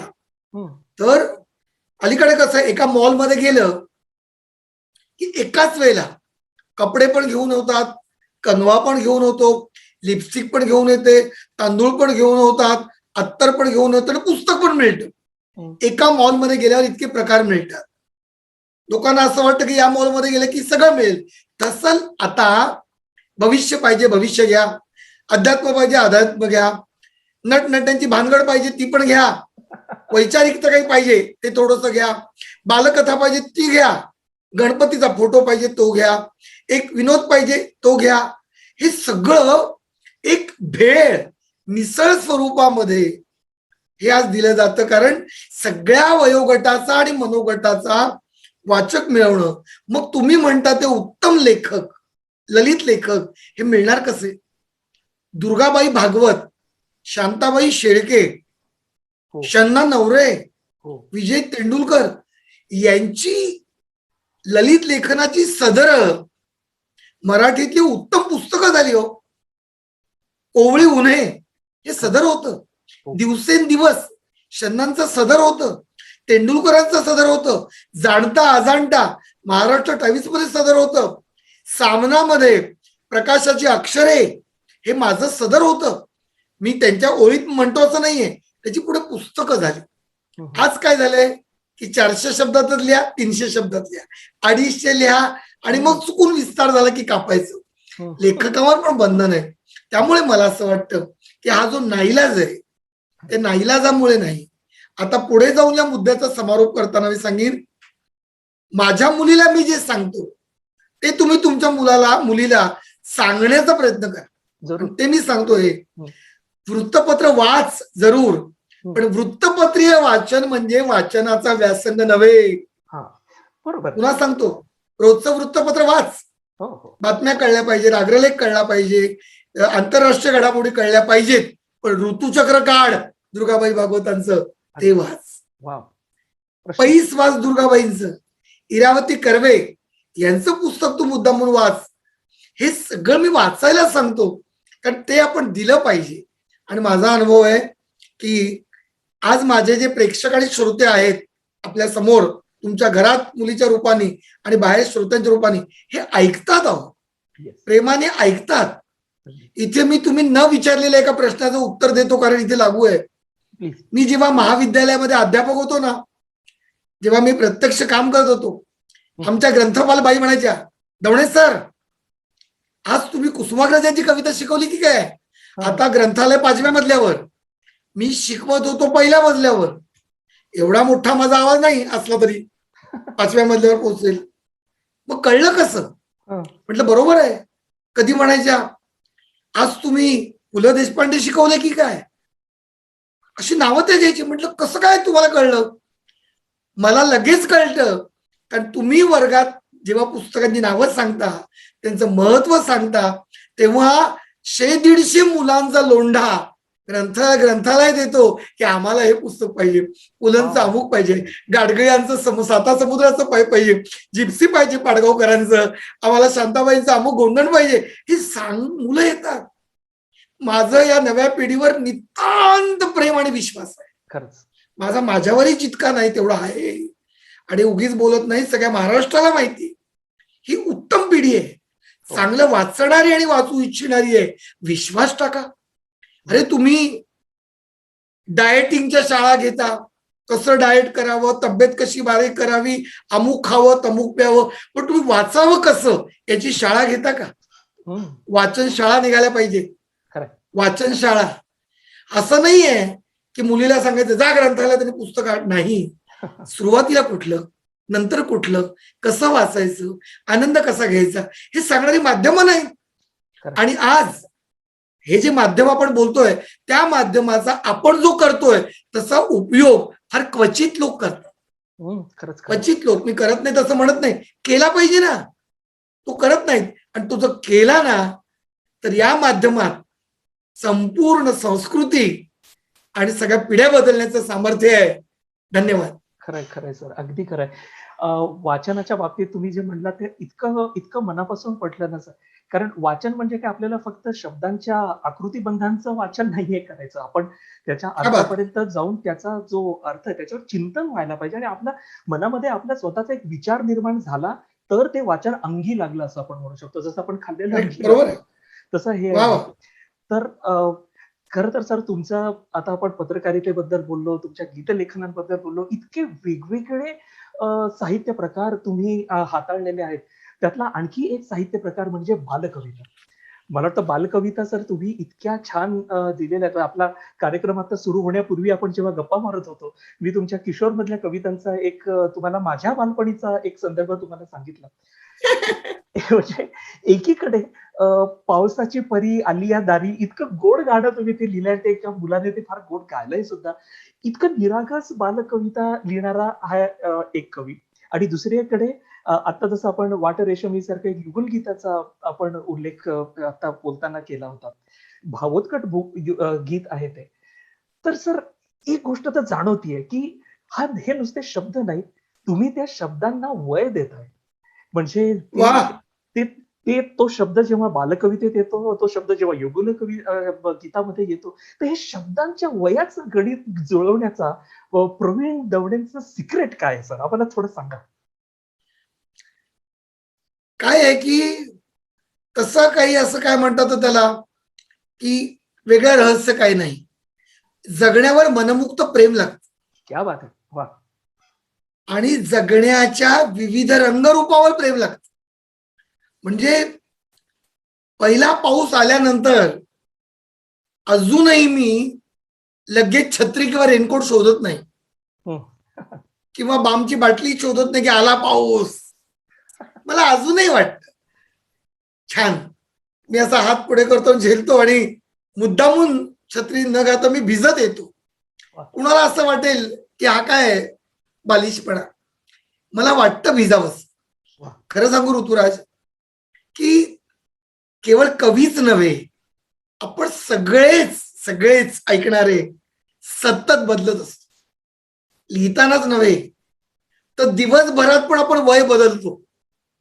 अरे वा. काय म्हणतोय पहा. म्हणजे आपल्याला उत्तर मिळेल. सृजनाची आनंद यात्रा आहे. समजा सकाळी 10-10:30 आपल्या दरवाजाची बेल वाजली आणि कडेवर एखादं बाळ घेऊन छोटस कुणीतरी आपल्या ओळखीची व्यक्ती आली, तर त्या बाळाला आपण असं नाही म्हणणार काय म्हणते हल्ली राजकीय खबरबात. कसा आहेस तू, हम्म. सगळं व्यवस्थित आहे ना, असं नाही म्हणणार. आपण आलेले सोन्या, कशा आहेस बाळा, मजेत ना. म्हणजे आपण बदललं ना स्वतःला. अगदी. कुठलाही मनुष्य असेल, तरुण मुलगा आला तर आपण त्याच्या प्रेमजीवनाबद्दल विचारू. लग्न झालेला आला, काय म्हणताय, छान चाललंय ना, मजेत, हा, आम्हाला पण विसरू नकोस. म्हणजे आपण वय बदललं. वा. आजी आजोबा कुणाचे आले तर आपण त्यांचा हात धरतो, त्यांना उभं करतो, आपण त्यांच्या वयाचे येऊन त्यांना सावरतो. ऋतुराज, जगण्यात ज्याच्या तरलता आहे, जीवनाच्या रूपरंगावर ज्याचं उत्कट प्रेम आहे, आणि आयुष्यातल्या या सगळ्या भूमिकांवर जो जीव लावून प्रेम करतो, वा. त्यालाच वा. सृजनाच्या या वेगवेगळ्या शक्यता सुचतात आणि निर्माण होतात. वा वा. आता बोका सारखी माझी कविता आहे. बोका, लहान मुलांची. घराघरा डोळ्यांचा बोका एक, जर्किन घातलाय पांढरा फेक, पॅन्टची बॉटम सॉलिड बेल, जांभई देत काढतो हेल, गट्टूच्या घरात माळ्यावर, वन रूम किचनचं घेतले घर, हिरव्या डोळ्यांची गोडशी मनी, दोघेच अजून नाही कुणी, खुशाल बघतो छायागीत, नाही कुणाच्या काकाला भीत, फोनवर म्हणतो सरळ हॅलो, अमिताभ बच्चन को जल्दी बुलाव. टीव्ही वरल्या कार्यक्रमामध्ये मुलाखत देतो, आधेमध्ये मुलाखतीत म्हणतो, आमच्यामध्ये ही माणसे असतात, माणसामध्ये ही बोके असतात, माणसामधले बोके कोण, माणसामधले बोके कोण, ऋतुराज, माणसामधले बोके कोण, ओळखेल त्याला उंदीर दोन, ओळखेल त्याला उंदीर. अरे क्या बात आहे. वा आता वा. ही बालकविता आहे. आता मी तो बोका, 6-7 वर्षाचा खट्याळ मुलगा मीच झालो. अगदी. मी वाटर रेशमीचं उदाहरण, प्रेमगीत लिहिणारा तरुण मीच झालो. पोलीस वाल्या, सायकल वाल्या लिहिणारा लक्ष्मीकांत बेर्डे मीच झालो. दे दणादण मध्ये येस. त्यावेळेला मी तोच झालो, तो मी होतो. आणि गंभीर कविता लिहिताना ध्यानस्थ तरुणच्या रांगा, मठ भवती अवकाशाचा, हा ऋतू वेगळा आला, मन भगव्या वैराग्याचा, तू पण मीच आहे. मग काही जण म्हणतात अरे खोटं आहे, म्हणजे दे दणादणचं गाणं खरं आणि ध्यानस्थ तरुणच्या रांगा खोटं, असं नसतं. ही जी काही मंडळी आहेत ना, ऐकलं का, की ती मुद्दामून ठरवून असे कप्पे पाडतात एखाद्या एकटं पाडण्यासाठी. पण मी त्या सगळ्यांना क्षमा का करतो, माझा त्या वेळेचा आनंद आहे. आज वेळ कमी आहे, मी तुम्हाला 15-20 तरी माझी कविता, गाणी, माझं लेखन सांगेन की तुमच्या लक्षात येईल की अरे हेही तुमचंच, हेही शब्द तुमचेच. हे मी गर्वाने किंवा अहंकाराने बोलत नाही, तर रहस्य हे आहे, सिक्रेट तुम्ही म्हणालात हे आहे. तुम्हाला मुळात प्रत्येक भूमिकेतली खोली, त्यातल्या शक्यता, त्यातला आनंद हा घेता आला पाहिजे. तो आनंद घ्यायला लागला की तुम्ही व्यक्तीच कशाला, तुम्ही झाड होता, तुम्ही मूर्ती होता, तुम्ही देवळाची पायरी होता, तुम्ही जात होता, तुम्ही दुष्काळी शेत होता, तुम्ही फुललेलं शेत होता, तुम्ही कोरडी विहीर होता, तुम्ही अशा प्रकारच्या वास्तू आणि वस्तू पण होऊ शकता. आणि त्यालाच म्हणतात प्रज्ञेकडे जाणारी प्रतिभा. वा वा वा. सृजनाची आनंद यात्रा याहून वेगळी काय असू शकते खरंच. आणि तुम्ही म्हणलात तसं सर, तुमच्या बोलण्यातनं तुमचं अगदी टिपकागदासारखं असलेलं तुमचं मन तुमच्या शब्दांमधून आमच्यापर्यंत पोहोचताय, पाझरताय. खूप खूप छान वाटतंय सर तुमच्याशी गप्पा मारताना. धन्यवाद. एक जो प्रश्न आता मी तुमच्या समोर घेऊन आलेलो आहे, हा प्रश्न सर तुमच्यावर प्रेम करणाऱ्या, तुमच्या साहित्यावर प्रेम करणाऱ्या तमाम मराठी साहित्य रसिकांच्या मनातला हा प्रश्न आहे.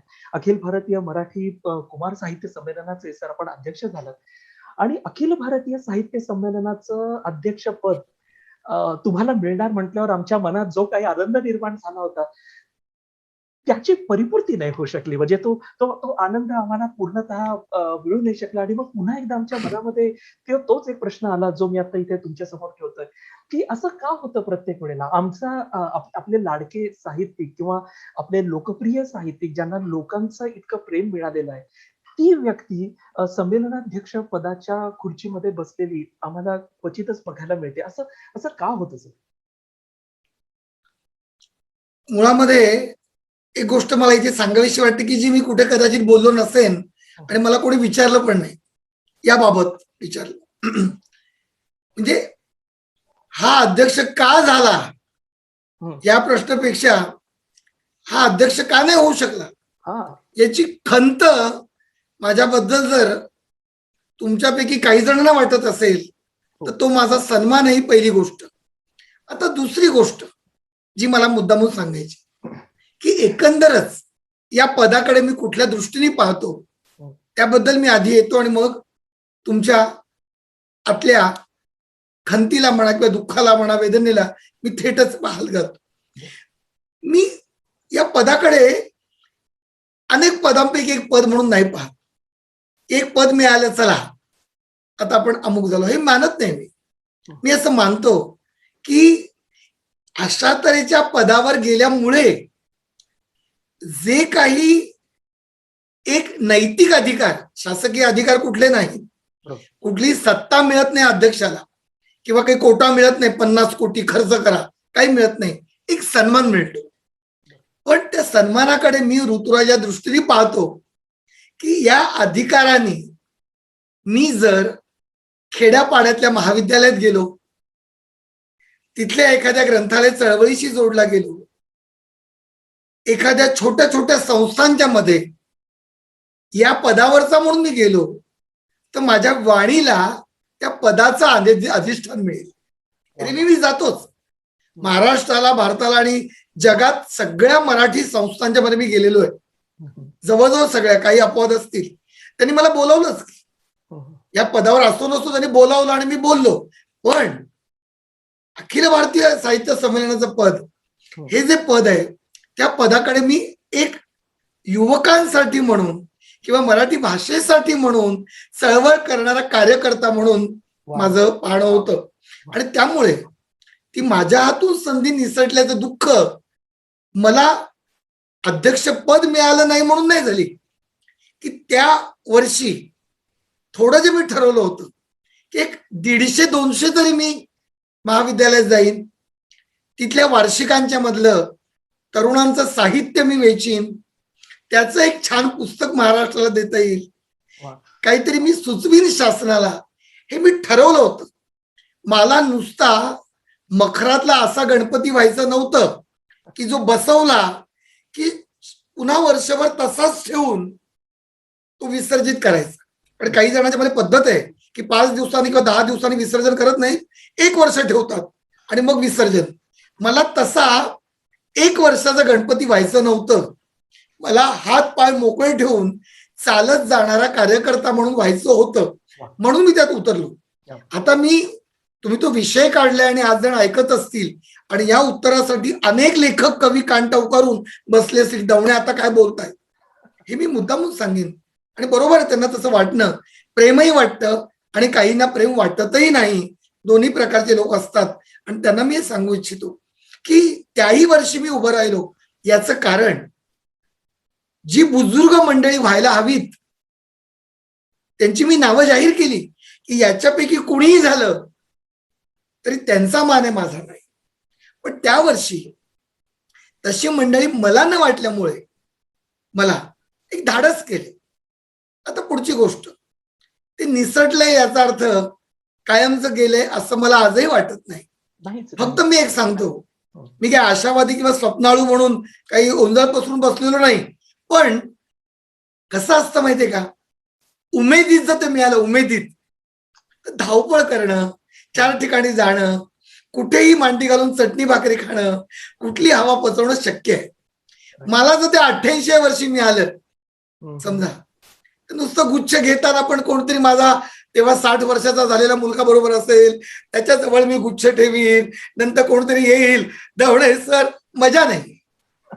त्यामुळे ते उमेदीच्या व्यक्तीला मिळणं महत्वाचं असतं. त्यामुळे एकंदर ती यंत्रणा आता अशी झाली आहे की ती यंत्रणा, तुम्ही म्हणता की का होत नाही आमच्या मनात यायला, याचं कारण आपल्या एकंदर सामाजिकतेला, आपल्या जनतेला उदासीनतेचा शाप आहे. ते घरात कुजबुजतील पण ते पत्र टाकत नाहीत, ते बोलत नाहीत, त्याची चळवळ करत नाहीत. वाङ्मयीन चळवळ, बरोबर, योग्य व्यक्ती असेल आदर आहे, पण हे नाही पटलं, हे सांगणारे पण कुठलीही यंत्रणा नाही. आणि मग 4-5 दिवसांनी लोक विसरतात. त्यामुळे मला वाटतं की यामध्ये नुकसान एका व्यक्तीचं होत नाही, समग्र चळवळीचं होतं. हो हो आता तिथे पण जातीयवाद आलाय, तिथे प्रांतीयवाद आलाय, तिथे सुद्धा तुमच्या साहित्य सेवेपेक्षा जन्मतारखेचा दाखला महत्वाचा झालाय आणि पण संकुचित होतंय. खरं म्हणजे साहित्य क्षेत्र जे आहे ते सहित नेणारं क्षेत्र आहे. तिथे सगळे भेद गळून जाऊन खरं माणूस म्हणून स्वागत केलं पाहिजे. वा वा पण आता राजकीय चष्मे लावणारी मंडळी तिथे आलेली आहेत. त्यामुळे मला असं वाटतं की बहुतेक जी सात्विक माणसं आहेत ती दूर राहणं पसंत करतात. पण मी चळवळ म्हणून पाहतो आणि त्याच्यामुळे तिथे जाण्यात, काम करण्यात मी माझा आनंद व्यक्त केला तर काही गैर नाही. आणि कुणाला वाटलं की मी होऊ नये तर झालो नाही तरी दुःख नाही. कारण तुम्हाला मी एक सांगतो की तो निकाल लागला त्यानंतर दुसऱ्या दिवसापासून सतत 2 वर्ष मला अधिक निमंत्रणं मिळाली, अधिक निमंत्रणं वाढली. कारण आपोआपच सगळ्या पत्रकारांची साथ मला होती, सगळी माध्यमं माझ्याजवळ होती आणि अनेक गोष्टी होत्या. तो एक वेगळाच विषय आहे मुक्त संवादाचा. केव्हा तरी आपण प्रशांत गौतमजींच्या मदतीनं तो खरंच करूया. खरं एकच सांगेन, त्या वर्षांनी मला समृद्ध केलं. माणसं कळली, आपली कोण, खरंच आपली कोण, नाटकी कोण, बेगडी कोण, विकलेली कोण आणि सात्विक कोण हे मला कळलं. माझ्यातला लेखक समृद्ध झाला. मी आनंदात आहे ऋतुराजजी. धन्यवाद. वा तुमच्या साहित्यावर प्रेम करणारा एक व्यक्ती म्हणून, तुमच्यावर व्यक्तिशः प्रेम करणारा एक व्यक्ती म्हणून तुमच्या शेवटच्या वाक्याने मला खूप दिलासा, खूप आनंद जरी दिलेला असला तरी एकूण जे काही आता तुमच्या वक्तव्यामधनं ऐकलं त्याच्यातनं एक साहित्यप्रेमी म्हणून, मराठी भाषेवर एक निस्सीम प्रेम करणारा एक व्यक्ती म्हणून थोडासा मनाला त्रासही झाला. मी आशा करतो की लवकरच ही परिस्थिती सुधारेल आणि तुम्ही म्हणालात त्याप्रमाणे नाही आणि त्याप्रमाणे सगळ्या म्हणजे साहित्यप्रेमींनी सुद्धा एक चळवळ उभी करणं हा एक अतिशय महत्वाचा मुद्दा जर मांडलात तुम्ही इथे. जशी ही एक परिस्थिती सुधारणं खूप आवश्यक वाटतंय तसं आणखी एक परिस्थिती लवकर सुधारावी अशी मी अगदी तुम्ही आणि इथे एक अजून एक गंमत सांगू का? हा प्लीज इथे गंमत आहे पटकन. तर त्या सगळ्या मंडळातलाच एक खूप ज्येष्ठ सदस्य मला खाजगीत म्हणाला, तुम्हीच योग्य आहात हो, पण अजून तरुण दिसता तुम्ही म्हणे. आणि मला गंमतच वाटली. म्हणजे अध्यक्ष पदाला वृद्ध दिसणं हा पण काहीतरी एक वेगळा निकष लागलाय की काय हे बघायला पाहिजे. त्यामुळे आता लोक पांढऱ्याचे काळे करतात, मी काळ्याचे पांढरे करायला घेतोय. तुम्ही मजा. अगदी अगदी गंमत बोललो, क्षमा करा. पुढे जा. नाही अगदी अगदी आणि म्हणजे हा म्हणेन मी की थोडस त्यांनी तुमचं शारीरिक वय पाहिलं म्हणून ते तरुण म्हणाले. तुमचं मानसिक मनाचं वय पाहिलं असतं तर बालकवितांमधनं येणार आहे म्हणजे ते जे आहे ते तर म्हणजे आणखी छोटं देखील. पण जसं सर आता म्हणत होतो की ही परिस्थिती सामाजिक पातळीवरची ही जशी सुधारणं एक मनापासून इच्छा आहे, तशी आणखी एक परिस्थिती ज्याच्यात आपण गेल्या 1.5 वर्ष सगळेच जण सफर झालेलो होती म्हणजे ही कोविडची परिस्थिती. या कोविडच्या काळामध्ये लॉकडाऊन टाकले, मध्यंतरीच्या लॉकडाऊन मध्ये सगळ्यांना स्थानबद्ध करून झालं. तुम्ही सर तुमचा जर स्वभाव पाहिला, तुम्ही तुमची एकंदर मुसाफिरीचा जो तुमचा एकंदर मूळ स्वभाव आहे, तुम्ही असे फिरते लेखक आहात आणि अशा फिरत्या लेखकाला ह्या स्थानबद्ध करून टाकणाऱ्या या लॉकडाऊनचा कसा काही त्रास झाला का किंवा याच्यामध्ये तुम्हाला काही कुचंबणा जाणवली आणि तुम्ही त्याच्यावर कशी मग मात केलीत? आम्हाला ते ऐकायचंय. ऋतुराज, प्रतिकूलतेचं रूपांतर अनुकूलतेत करणं ही एक वेगळी प्रतिभा असते, वा वेगळी प्रतिभा आहे. कारण हा जो काळ आला सगळ्या जगावर तो काही एकट्या व्यक्तीने मुद्दामून कुणाला त्रास द्यायला म्हणून आलेला नाहीये. ते एक संकटच आहे, ते एक सामाजिक विघ्न आहे आणि त्याला सगळ्यांना तोंड द्यावं लागलं. त्यामुळे पहिले 10-12 दिवस आहेत ते माझे पण भांबावण्यात गेले. काय चाललंय हे?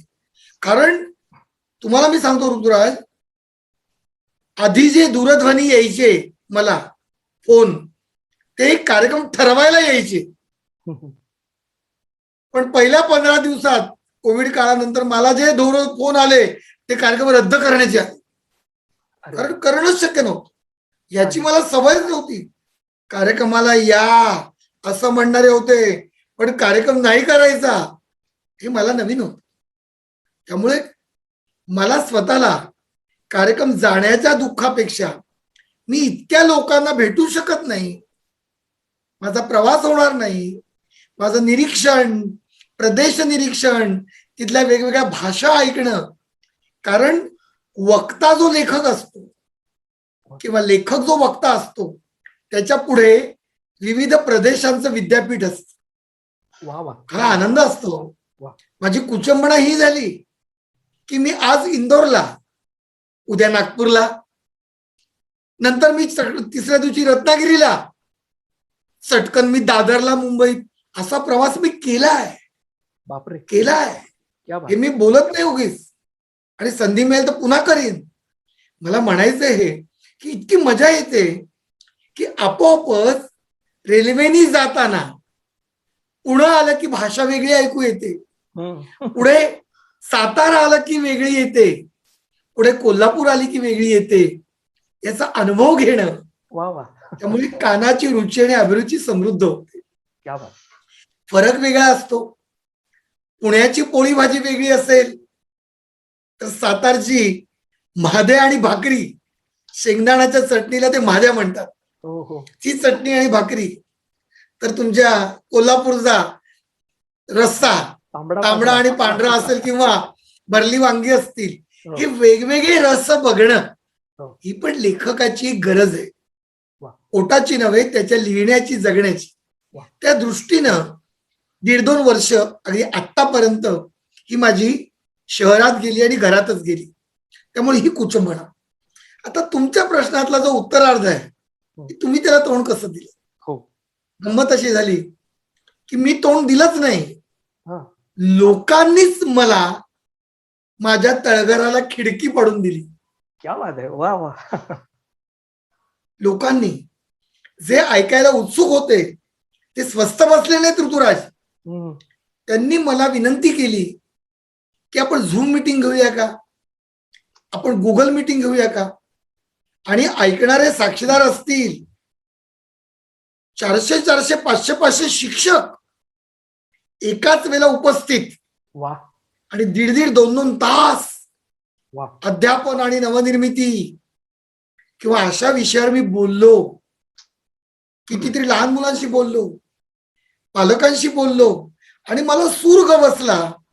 आणि मला जे फोन यायला लागले, SMS, निरोप यायला लागले, त्यात लोक म्हणायला लागले की दवणे सर, व्यासपीठावर तुम्ही बोलतात ते आणि या माध्यमात बोलता, मला फरक नाही वाटत, तसंच वाटतं खरं खुरं, कुठे तुम्ही अडखळत नाही, तुम्ही असं थेट बोलता आमच्याशी, बोलत चला. आणि नंतर मी मुद्दामून सांगेन आणि माझ्या घराला मी श्रेय देईन. आदित्य वेद या नावानं, एक औपचारिक नाव आहे, त्याच्यात काही मोठा व्यवसाय नव्हे, पण आदित्य हे मुलाचं नाव आणि वेदश्री हे मुलीचं नाव, असं एक व्यासपीठ करून जवळजवळ 1.5 वर्षात 103-104 कार्यक्रम सशुल्क केले. क्या बात आहे. वा वा. आणि हेही पुढे सांगेन, तुम्ही संधी दिले म्हणून नम्रपणे सांगेन की ते नाममात्र शुल्क असतं, अगदी 50 रुपये, 100 रुपये. कारण तुम्हाला माहिती आहे की झूमला किंवा आपण जर जाहिरात केली त्या युट्यूबवर किंवा त्या व्हॉट्सअपवर, तिथे पण तुम्हाला पैसे भरावे लागतात, 1000-1500. ते आणायचे कुठून. त्यामुळे तेवढे पैसे येतील याची सोय केली, उत्पन्नासाठी नाही. आणि देशोदेशी जे रसिक मिळाले या काळाने, मी इंडोनेशियात केव्हा जाणार होतो, मला सिंगापूर, इंडोनेशिया, अमेरिका, त्यातलं न्यूयॉर्क, त्यातलं काय जपान, कुठून कुठून लोक त्यांच्या मध्यरात्रीने आपल्या संध्याकाळी हजर राहायला लागले.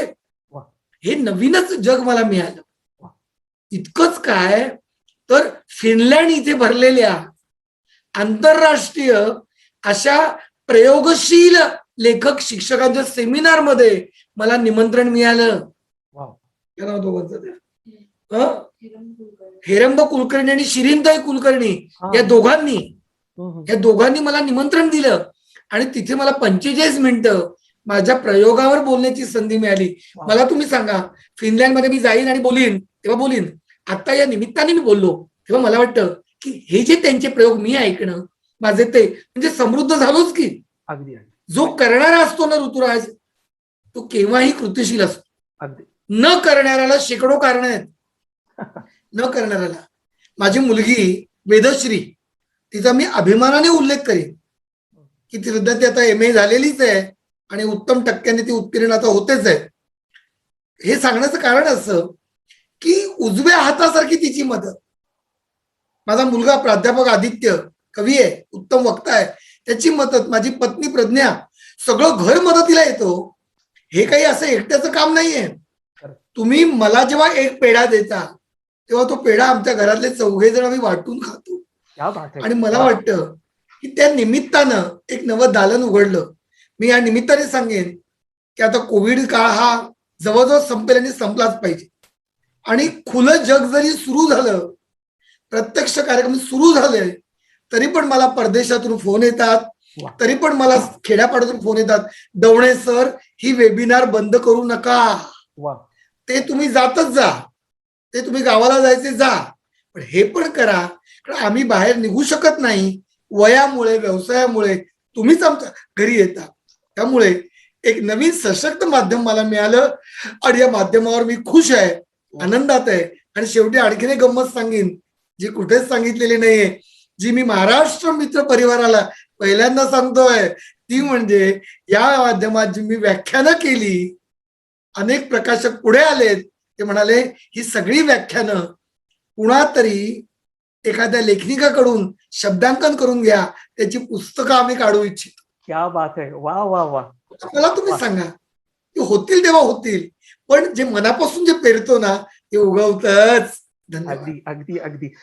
तुम्ही विदेशीचा जो आता उल्लेख केलात, मी सुद्धा आता हे सांगू इच्छितो की खरंच या कार्यक्रमाची सुरुवात होत असताना वेदश्रीने जी आता मदत केली आहे, मला सुद्धा मदत केली की हा कॅमेरा असा लवकर आहे. खरोखरीच हे खूपच म्हणजे वाखाणण्यासारखं आहे. आणि तुम्ही सर सोशल मीडिया असेल किंवा इंटरनेट आहे, टेक्नॉलॉजी, याचा जो एक अत्यंत सकारात्मक उपयोगाच्या बाबतीमध्ये ही गोष्ट बोललात. बरेचसे नवीन लेखक कोविडच्या आधी सुद्धा सोशल मीडियावर खूप छान लेखन करत होते. अजूनही काही लेखक आहेत की जे आता नव्याने सोशल मीडियाकडे वळलेले आहेत. एक गोष्ट तर ठीकच आहे की ह्याच्यामधनं तुम्हाला अधिकाधिक मोठ्या प्रमाणात लोकांपर्यंत पोहोचता येतं, पण त्याचा दुसरा एक भाग सर थोडासा असा आहे की त्याचे जे लाईक्स मिळतात ना, ते असे म्हणजे काय म्हणू त्याला, एक मुक्त हस्ते त्याची उधळण केल्यासारखे ते असतात. त्यातले खरी प्रतिक्रिया कुठली मानावी आणि कुठली नाही, हा एक मोठाच प्रश्न उपस्थित होतो.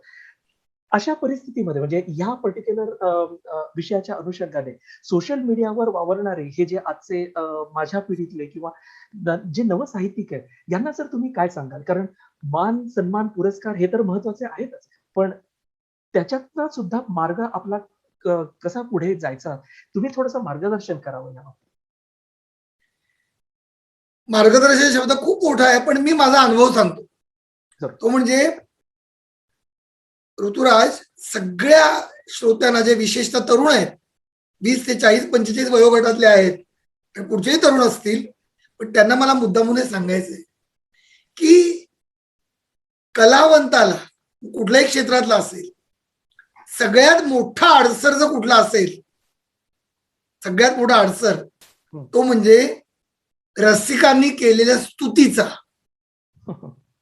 मी काय सांगतोय ते पहा, फार मोठा अडसर आहे. ती स्तुती खरी असो किंवा ती स्तुती खोटी असो, सगळ्यात मोठा शाप किंवा अडथळा आहे. जो साधक नसलेला कलावंत आहे, हे मी पुन्हा वाक्य उच्चारतो, जो साधक नसलेला कलावंत आहे, साधक नसलेला कलावंत आहे, चांगला आहे पण साधक नाहीये, तो या स्तुतीजवळ थांबतो, त्या लाईक जवळ थांबतो आणि तिथेच तो गुरफटला जातो, रिंगाळत राहतो. पण ज्याला साधनेची दिव्यता कळली, ज्याला वाटचाल प्रदीर्घ आहे आणि साधनेला अंत नाही, हे ज्या कलावंताला कळलं, तो स्तुती खरी असो किंवा खरी नसो, ती पुष्पगुच्छासारखी घेतो, सुगंध घेतो आणि श्री सरस्वतीच्या पायाशी ठेवतो आणि पुन्हा निर्लेप होऊन, स्वच्छ स्नान होऊन, मनाने नग्न होऊन, मनाने पूर्ण पाकळ्या सोडून पुन्हा नव्या साधनेला जातो. क्या बात. हे महत्वाचं आहे. वा. त्यामुळे त्याचा आनंद जरूर घ्या. आज आपल्या जे बोलतायत खाली तुमच्या लक्षात येईल की अनेक जण ते आवडल्याचं कळवतायत. अंगठे आहेत, अमुक आहेत, गुच्छ आहेत, हृदय आहेत, हे आपण बघतोय. Correct. त्याचा मला आनंद होत नाहीये का? आनंद होतोय. त्यांचा सन्मान नाहीये का? आहे. पण मी पुढचे 15 दिवस अरे काय झाला आपला कार्यक्रम, इतक्या जणांनी पाहून इतक्या लाईक्स आल्या, याच्यात मी गुंतलो, तर कार्यक्रमानंतर माझी थांबलेली कविता हरवेल, हो, हो, हो. माझं लिहायचं गीत कोमेजेल, माझ्या मनात उमलणारा ललित लेख हा तिथेच मुरगळून पडेल. मला द्यायचं उद्याचं व्याख्यान, त्याचे मुद्दे मला काढता येणार नाहीत. त्यामुळे अत्यंत सन्मान ठेवायचा रसिकांचा, पण त्यात गुंतायचं नाही, ही एक कला आहे. खरं, आणि खरं. त्यामुळे माझ्याच एका गीताच्या ओळी आहेत ज्या श्रीधरजी फडगे यांनी संगीत दिलंय म्हणजे, आणि आरती अंकलीकर यांनी ते गायलंय. साध दे हृदया, तुम्ही ते जरूर ऐका. दे साध दे हृदया. त्याच्यामध्ये एक ओळ आहे, तृष्णेचा घट हा धन हे माझे, तृष्णेचा घट हा धन हे माझे, जळ हे भवती गमले ओझे, पहिल तिरीचा मेघ हो हृदया, दे साध दे हृदया. हा हा. या गाण्याच्या ध्वनिमुद्रणाला ऋतुराज आरतीताईंचा मला फोन आला की प्रवीणजी, पाण्याचा घट माहितीये, पण तहानेचा घट कसा काय? बघा, मगाशी म्हटलं ते मोठे कलावंत शंका विचारतात, जाणून घेतात काव्य. आरती अंकलीकर, देवकी पंडित, कविता कृष्णमूर्ती ही तेथली मंडळी आहेत. त्यांनी मला विचारलंय, देवकीताई अत्यंत जाणकार आहेत. तेव्हा आरतीताईंनी विचारलं की तृष्णेचा घट कसा आणि पाण्याचं ओझं कसं. तुमच्या प्रश्नाचं उत्तर म्हणून मी सांगेन की कलावंताचं गाणं आहे. कलावंताचा घट कुठला आहे, तर तो तहान, अतृप्ती, तितिक्षा, मला अजून पुढे जायचंय, हा रिकामा घट पाहिजे. आणि जळ हे भोवती मान, सन्मान, अध्यक्षपद, लाईक्स, खूप पत्र, मोठे हार, षष्टपदी, पंच्याहत्तरी, हे सगळे जे आहेत ना, ते जळ आहे. त्या जळाचं ओझं होतं. चातकाला तहान असते, चातक, ती तहान असते ती पाण्याच्या पहिल्या थेंबाची, पहिल्या ढगातून सुटलेल्या. त्याला साठलेलं पाणी चालत नाही. म्हणून कलावंताला कालचा भूतकाळ उपयोगी नाही. आजचं काय, आत्ता काय, आत्ताच काय तुझं, कालचं सारखं नाही. म्हणून ऋतुराज, मी आज मध्ये जगणारा कलावंत आहे, वर्तमानात. आणि माझ्यावर संस्कार हे जय कृष्णमूर्ती, ओशो, रामकृष्ण परमहंस, स्वामी विवेकानंद, आचार्य विनोबा भावे, ह्या मंडळींचे संस्कार माझ्यावर आहेत. त्यामुळे मी कुठलीही झापडं ठेवून वागत नाही. मी वर्तमानात जगण्याचा प्रयत्न करतो आणि त्यामुळे नवा प्रयोग करत राहणे, हे मी मुलांना सांगेन, माझ्या तरुण मित्रांना. आणि संधी मिळाली तर महाराष्ट्रात गावोगावी जाऊन, मला 400 तरुण नको, 4 पण पुरेत, आणि 4 नसतील तर 2ही पुरेत, आणि 2 नसेल तर मी आणि ऋतुराज दोघे पण चालेल. याचं कारण मन मोजायची असतात, डोकी नाही. आणि त्यामुळे हा हृदय संवाद व्हायला पाहिजे, हा व्हायला पाहिजे. कसदार आणि अभिरुची संपन्न सांगायलाच पाहिजे. केवळ काचेवरच्या माध्यमातल्या लाईक्स मध्ये आनंद घ्या, पण आनंद घेणं वेगळं आणि गुंतणं वेगळं. गुंतू नका, पुढे जा. कदाचित काही जणांना आवडतं, पण वा म्हणण्याची दानत नसते, असंही असतं. खूप आवडले कविता, पण मी नाही म्हणणार वा, ही पण वृत्ती असते. काही जणांना आवडलेलीच नाही, पण आपला मित्र आहे, एक अंगठा लावून टाकू, एक गुच्छ टाकू, काहीही असू शकतं. ते सगळं प्रेमाने बघा आणि संत वाङ्मयाच्या अभ्यासाला लागा. कविता लेखन, जुने निबंध, आत्ताचं लेखन, अभिजात लेखन, याकडे तुम्ही निघा. धन्यवाद. वा वा सर, खूप खूप शिकण्यासारखं आहे. तुमच्या या प्रत्येक शब्दातून खूप शिकण्यासारखं आहे. आणि तुम्ही जे म्हणालात ना, तो फुलांचा सुगंध घ्या, मागे सोडा आणि पुढे चाला. हा हा तर मला वाटतं आजच्या या संपूर्ण आपल्या संभाषणाचं एक शिकण्यासारखं सूत्र म्हणता येऊ शकेल. तुमच्यासारखं सर एक व्यक्तिमत्व जे सतत प्रवाही आहे. शब्द सरिता म्हणेन खरं तर मी तुम्हाला. एक गोष्ट आम्हाला सगळ्यांना जाणून घ्यायची आहे, की ठीक आहे तुम्ही वर्तमानात जगणारे अ, प्रवीण दवणेजी, जे भविष्याकडे अ, वाटचाल करतायत आणि आम्हा सगळ्यांसाठी एक सृजनाची आनंद यात्रा निर्माण करतायत. ती ती अविरत तुमचा जो प्रवास आहे तो सुरू आहे. आम्हाला जाणून घ्यायचंय सर, की आता ह्या प्रवासातला तुमचं पुढचं तुम्ही जे स्टेशन ठरवलेलं आहे किंवा तुमचे आगामी प्रोजेक्ट काय आहेत किंवा आत्ता तुमचं काय काम चालू आहे, हे आम्हाला तुमच्याकडनं जाणून घ्यायचं. पुन्हा तेच आहे की प्रकल्प आपल्या मनामध्ये बीजरूपात असतात. प्रकल्प आपल्या मनात बीजरूपात असतात. त्या बीजांना 4 दिवसांनी अंकुर येणार आहेत का 4 वर्षांनी, ते आपल्याला काही माहिती नसतं. बरोबर. पण मला जे वाटतं, मी जी शक्ती मानतो चैतन्याची, निसर्गाची ऊर्जा मी मानतो. माझा परमेश्वर केवळ मूर्तीत नाहीये, तो सामाजिक प्रेमात आहे, तो चैतन्यात आणि अवतीभोवतीच्या कणाकणात आहे. आणि मूर्ती हे त्याचं प्रतीक आहे. मूर्ती प्रतीक आहे गोड, पण अमूर्ताकडे जे साठवलंय त्याकडे मी काय मागतो ते सांग. विशेषतः पुढे जाताना मला जर नियतीने संधी दिली तर जे संत वाङ्मय आपलं आहे ते तरुणांसाठी त्याचं रसनिरूपण व्हायला पाहिजे. वा वा. काय झालंय की ज्ञानेश्वरी असेल किंवा संत तुकोयांची गाथा असेल, ही सगळं जे वाङ्मय आहे, रामदास स्वामींचं समर्थ आपले दासबोध असेल, अनेकांना काय वाटतं माहितीये का ऋतुराज, हे वृद्धापकाळी वाचायचं वाङ्मय. मला ही संधी हवी आहे की अरे नाहीये, हे अरुण वयात तरुण वयातच जगण्याचं वाङ्मय आहे. वा वा. आळस अवघाची झाडावा, यत्न उदंडाची करावा. हे काही 90 वर्ष ऐकायचं का?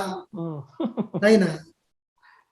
साहित्य सोनियाची खाणी हे केव्हा ऐकायचं? याच वयात ऐकायचं ना. खरंच. संत तुकयांच्या ओव्या केव्हा ऐकायच्या? लीळाचरित्र दृष्टांत पाठामध्ये दृष्टांत, दृष्टांत पाठामधले दृष्टांत नुसते मी सांगत बसलो ना, सगळे वाचकाकडे श्रोते म्हणतील हाच एक वेगळा कार्यक्रम करा. इतके मधुर आणि गोड आहेत, पण आपण त्याला यादवकालीन मानलं. लीळाचरित्रातले दृष्टांत पाठ आणि ते महदंबा नरेंद्र यांचे आम्हाला कसे कळणार? मला वाटतं काम आहे की तरुणांसाठी त्याचं रूपांतर आजच्या भाषेत. वा वा वा. त्यामुळे तसं जर मला करता आलं तर मला वाटतं की ते नव्या पिढीसाठी एक वेगळं योगदान होईल. त्याचबरोबर केवळ आम्ही भारत आंबे, केशव सूत, मर्ढेकर यांच्याबद्दल लिहितो, पण आज जो 20 वर्षाचा मुलगा चांगलं लिहितोय, आज जो 22 वर्षाची एखादी मुलगी उत्तम लिहिते, उत्तम नुसतं लिहित नाही, तर त्याच्यातलं कसदार जे मला वाटेल त्याचं जर प्रवीण दवणेंनी निरूपण केलं आणि ते पण ती छान लिहिते, हे जर मी जगाला सांगू शकलो तर योग्य वयात त्यांना पुढचा प्रवास सुरू होईल. खरंच. कारण ती शाबासकी देणं माझ्या पिढीने आवश्यक आहे. अजूनही काही अपवाद जर सोडले, काही अपवाद अगदी थोडे आहेत, तर माझी पिढी पण स्वतःतच गुंतली आहे. पण त्यापेक्षा 4 पायऱ्या खाली येऊन माझ्या मुलाच्या मुलीच्या वयाची जी पिढी आहे, केवळ त्यांचे कवी संमेलनाचे कार्यक्रम करणं आणि त्यांना एक कविता म्हणायला प्रोत्साहन देणं म्हणजे काही करणं नाही.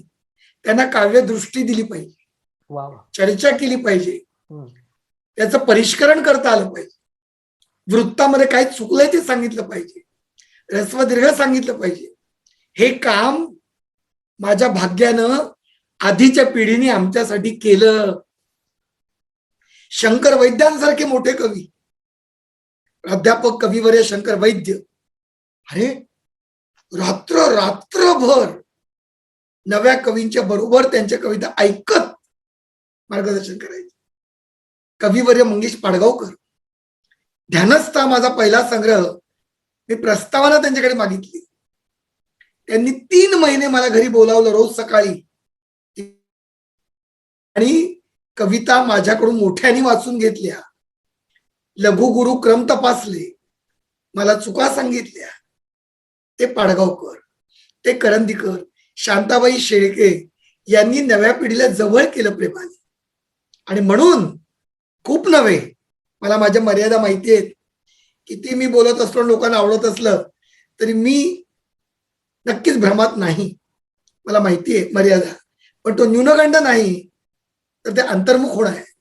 वा. पण त्याच्यासह मी सांगेन, आज मी जे काही लिहू शकलो किंवा आज जे बोलतोय त्या मागे शंकर वैद्य, पाडगावकर, करंदीकर, नारायण सुर्वे, प्राध्यापक केशव मेश्राम ही सगळी मंडळी अशी वटवृक्षासारखी आहेत याची मला जाणीव आहे.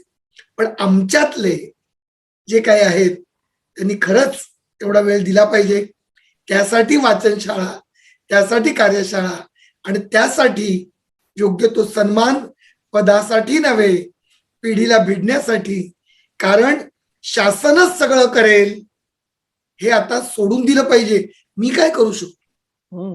मुलाला भूक लागल्यानंतर, आपल्या तान्ह्या बाळाला भूक लागल्यानंतर आई असं म्हणत नाही की शासन येऊन दूध पाजेल, शेजारीने येऊन दूध पाजेल, दाई येऊन दूध पाजेल.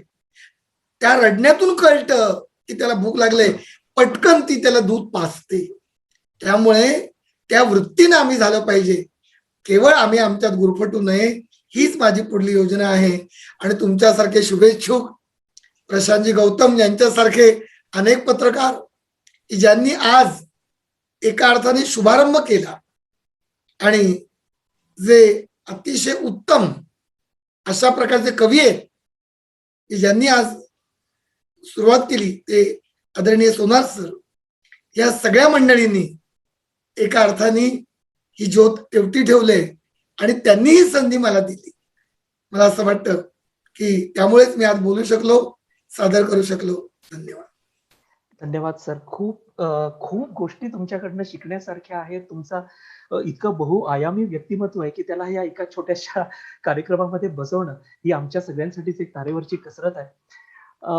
थोडासा वेळेच्या बंधनामुळे आपण आता आपल्या कार्यक्रमाच्या शेवटच्या टप्प्यावर येऊन ठेपलेलो आहोत. तुमची सृजनाची ही आनंद यात्रा मात्र ही अशीच चालू राहणार, यात अजिबात शंका वाटत नाही. आणि असंच उत्तमोत्तम साहित्य आम्हाला वाचायला मिळत राहणार आहे. आणि त्याबरोबरच मी सर आपल्याला हे जरूर सांगू इच्छितो की या उपक्रमांमध्ये आमच्याकडून, व्यक्तिशः माझ्याकडून जर काही छोटंसं का असेना एक योगदान होऊ शकणार असेल, हक्काने सांगा. हा ऋतुराज तुमचाच आहे. हे महाराष्ट्र मित्र परिवाराचे सदस्य पूर्णतः तुमचेच आहेत सर. या कार्यक्रमाचा समारोप आपली एक छानशी एक छानशी कविता ऐकून आपल्याला करायचं. पण तत्पूर्वी एक ऋणनिर्देशाचं एक अतिशय आनंददायी काम असतं प्रत्येक कार्यक्रमातलं, आणि हे आनंदाचं काम मी आता इथे छोटंसं करू इच्छितो. सर, सगळ्यात पहिल्यांदा तर तुमचे मी आभार मानेन की तुम्ही आम्हाला इतका छान वेळ दिला आणि आमच्या मनातल्या प्रश्नांना उत्तरं देत सृजनाच्या या आनंद यात्रेत तुम्ही आम्हाला सहभागी करून घेतलं. खूप खूप धन्यवाद सर, आम्हाला वेळ दिल्याबद्दल. महाराष्ट्र मित्र परिवारच्या संपादक मंडळाचा सुद्धा मी मनापासून आभारी आहे की त्यांनी ह्या प्रवीण दवणे नामक एका साहित्यिक नाही म्हणणार मी, आनंद यात्री म्हणून या आनंद यात्रेशी गप्पा मारण्याची जबाबदारी मला दिली आणि मला ही संधी दिली. मी तुम्हा सर्वांचा मनापासून आभारी आहे. आणि हा इतका छान उपक्रम आपण महाराष्ट्र मित्र परिवारने जो सुरू केलेला आहे, हा उपक्रमही आपण असाच पुढे चालू ठेवणार आहोतच. त्याचबरोबर महाराष्ट्र मित्र परिवार समूहाचे जे सगळे सदस्य आहेत आणि आता हा कार्यक्रम पाहत असलेले जे तुम्ही सगळे रसिक लोक आहात, रसिक जन आहात, तुम्हा सगळ्यांचे सुद्धा मी मनापासून आभार मानतो. महाराष्ट्र मित्र परिवार समूह असाच उत्तमोत्तम कार्यक्रम आपल्या फेसबुक पेजवर सर्वांसाठी प्रसारित करत असतो. आपण जर महाराष्ट्र मित्र परिवार समूहाचं फेसबुक पेज अजून जर लाईक केलं नसेल तर ते जरूर लाईक करा, जेणेकरून आमचे कार्यक्रम आम्ही तुमच्यापर्यंत पोहोचवू शकू. आणि महाराष्ट्र मित्र परिवार समूहाच्या युट्यूब चॅनलला सुद्धा तुम्ही जरूर सबस्क्राईब करा. आता हा जो कार्यक्रम तुम्ही जर फेसबुक पेजवर पाहत असाल तर हाच कार्यक्रम आपल्या युट्यूब चॅनलवर सुद्धा उपलब्ध आहे. चला प्रवीणजी, पाहता पाहता तुमच्याशी गप्पा मारताना खरंच कसा वेळ गेला मला खरंच कळलं नाही. कार्यक्रमाच्या आपण शेवटच्या टप्प्यावर येऊन ठेपलेलो आहोत. तुम्हाला सर विनंती करेन की तुमच्या आगामी पुस्तकातली एखादी छानशी कविता जर आम्हाला ऐकवली तर आम्ही तुमचे ऋणी असू. आणि अरे आणि सर तुमच्या या सादरीकरणाबरोबरच आपण आपल्या या कार्यक्रमाची सांगता करू. हम्म. मुळात मी मुद्दामून सांगेन कवितेपूर्वी की मी या समूहातलाच आहे. हो हो, अगदी पाहुणे पण किंवा असं नाही अगदी ऋतुराजजी, अगदी. घरातलाच म्हणून घरात आहे. त्यामुळे मला संकोच होत होता कारण मी या समूहातला आहे. मी समूहातलं लेखन वाचतो, वृत्त वाचतो, अनेकांच्या कविता वाचतो, मला आवडल्या तर मी लिहितो, हे सगळं त्यामुळे आपल्या घरातलंच हे आहे. पण आज मात्र अनेक नवे लोक हे ऐकतायत. आता गंमत बघा, तुम्ही संवादक, एका तंत्रज्ञानाच्या एका मोठ्या क्षेत्रातले इतके विलक्षण असे जाणकार तुम्ही, पण कवितेत आणि साहित्यात भिजलेले. तर तुमच्यामुळे, तुमच्या प्रश्नांमुळे, तुम्ही ज्या कुतूहलामुळे, या रसिकतेमुळे मैफल भिजली. त्यामुळे सगळ्यांच्या तर्फे नुसतेच आभार नव्हे तर कृतज्ञता मी व्यक्त करतो. ह्याच्यात औपचारिकता नाही. तेव्हा ऋतुराज पत्की, खरंच आम्हाला खूप आनंद झाला. आरंभी ज्यांनी या सगळ्या मैफलीला सूर दिला ते प्रसिद्ध पत्रकार आणि ज्यांची कविता उमलताना मी पाहतोय ते कवी दुर्गेश सोनार, यांचे मी आभार मानतो. एक अतिशय निरलस आणि मोठ्या मनाचं व्यक्तिमत्व आहे. वा म्हणताना त्यांना संकोच होत नाही. त्यांचे आभार. आणि आदरणीय प्रशांत गौतम आणि आपल्या सगळ्या समूह संपादकातलं जे हे संपादक मंडळ आहे, अनेक जण आहेत, त्यांची नावं घेतली तर वेळ जाईल. सगळ्यांचे मी आभार मानतो. या सगळ्याबरोबर पुन्हा एकदा मी आपल्या स्वातंत्र्य दिनाच्या हार्दिक शुभेच्छा देतो की आपलं स्वातंत्र्य चिरायू हो आणि आरोग्य संपन्न अशा तऱ्हेचं प्रत्येकाला वेगळं बळ लाभो या शुभेच्छा देतो. आणि माझ्या आगामी कविता संग्रहातली ही कविता मी सादर करतो. कविता पण मी ऋतुराज अशी निवडले की जी मनपूर्वक तर लिहिलेली आहे जाणवेल, पण त्याबरोबर कुठली कलाकृती टिकते, कारण आपल्या सगळ्या चर्चेचं आणि गप्पांचं नाव सृजनाची आनंद यात्रा आहे. त्यामुळे कुठलंही लेखन सृजन नसतं, कुठलंही लिहिणं सृजन नसतं. माहितीचं संकलन म्हणजे निर्मिती नाही, बरोबर. त्याचं सृजनात निर्माण होण्यासाठी साधना काय लागते हे सांगण्याचा मी प्रयत्न केलाय. त्या कवितेचं शीर्षक आहे शब्दाकार. आपण एकाकार म्हणतो, एकरूप होणं. शब्दाकार हे कवितेचं नाव आहे. आता ऐका. उच्चार आचार, उच्चार आचार, जेव्हा शब्दाकार तेव्हाच साचार अभिव्यक्ती. उच्चार आचार, जेव्हा शब्दाकार तेव्हाच साचार अभिव्यक्ती. वेदना हे सत्व, इमान आहे तत्व. वेदना हे सत्व. कुठल्याही कलाकृतीच्या मागे वेदना लागते, ते सत्व आहे. वेदना हे सत्व, इमान आहे तत्व. प्रकटे ते स्वत्व काव्यातुनी. केव्हा मिळे दाद, केव्हा नसे साध. केव्हा दाद मिळते, कधी नाही मिळत. म्हणून काय झालं, केव्हा मिळे दाद, केव्हा नसे साध. नसावी फिर्याद लेखणीची. क्या बात. लेखणीने कधी तक्रार करू नये, मनातलं लिहित राहा. नको अभिलाष, बाह्यमोह नको. खरी कलाकृती हवी असेल तर आतमधला निकष पाहिजे, प्राणांचा, स्पंदनांचा. नको अभिलाष, बाह्याचा निकष. नको अभिलाष, बाह्याचा निकष. रुचे सर्वंकष, मानसी जे सत्यच अथांग. ऋतुराज, सत्यच अथांग, दुजे काय सांग. सत्या पलीकडे काही नाहीये. असत्य टिकत नाही, टिकत नाही. संतांचं काव्य अभंग टिकवण्यासाठी वेगळं काही करावं लागत नाही. त्यांनी सत्व ओतलं. आपण त्या रांगेत शेवटचे तरी बसलं पाहिजे, प्रयत्न केला पाहिजे. सत्यच अथांग, दुजे काय सांग. जीवा नाही थांग अज्ञानाचा. आणि शेवटचं कडवं, उतरे आभाळ, उतरे आभाळ, साधना झल्लाळ. आ हा झल्लाळ शब्द ज्ञानेश्वरीतला आहे. झळझळीत, तेजस्वी, आतून लख करणारी. उतरे आभाळ, साधना झल्लाळ, शब्द हा तेजाळ.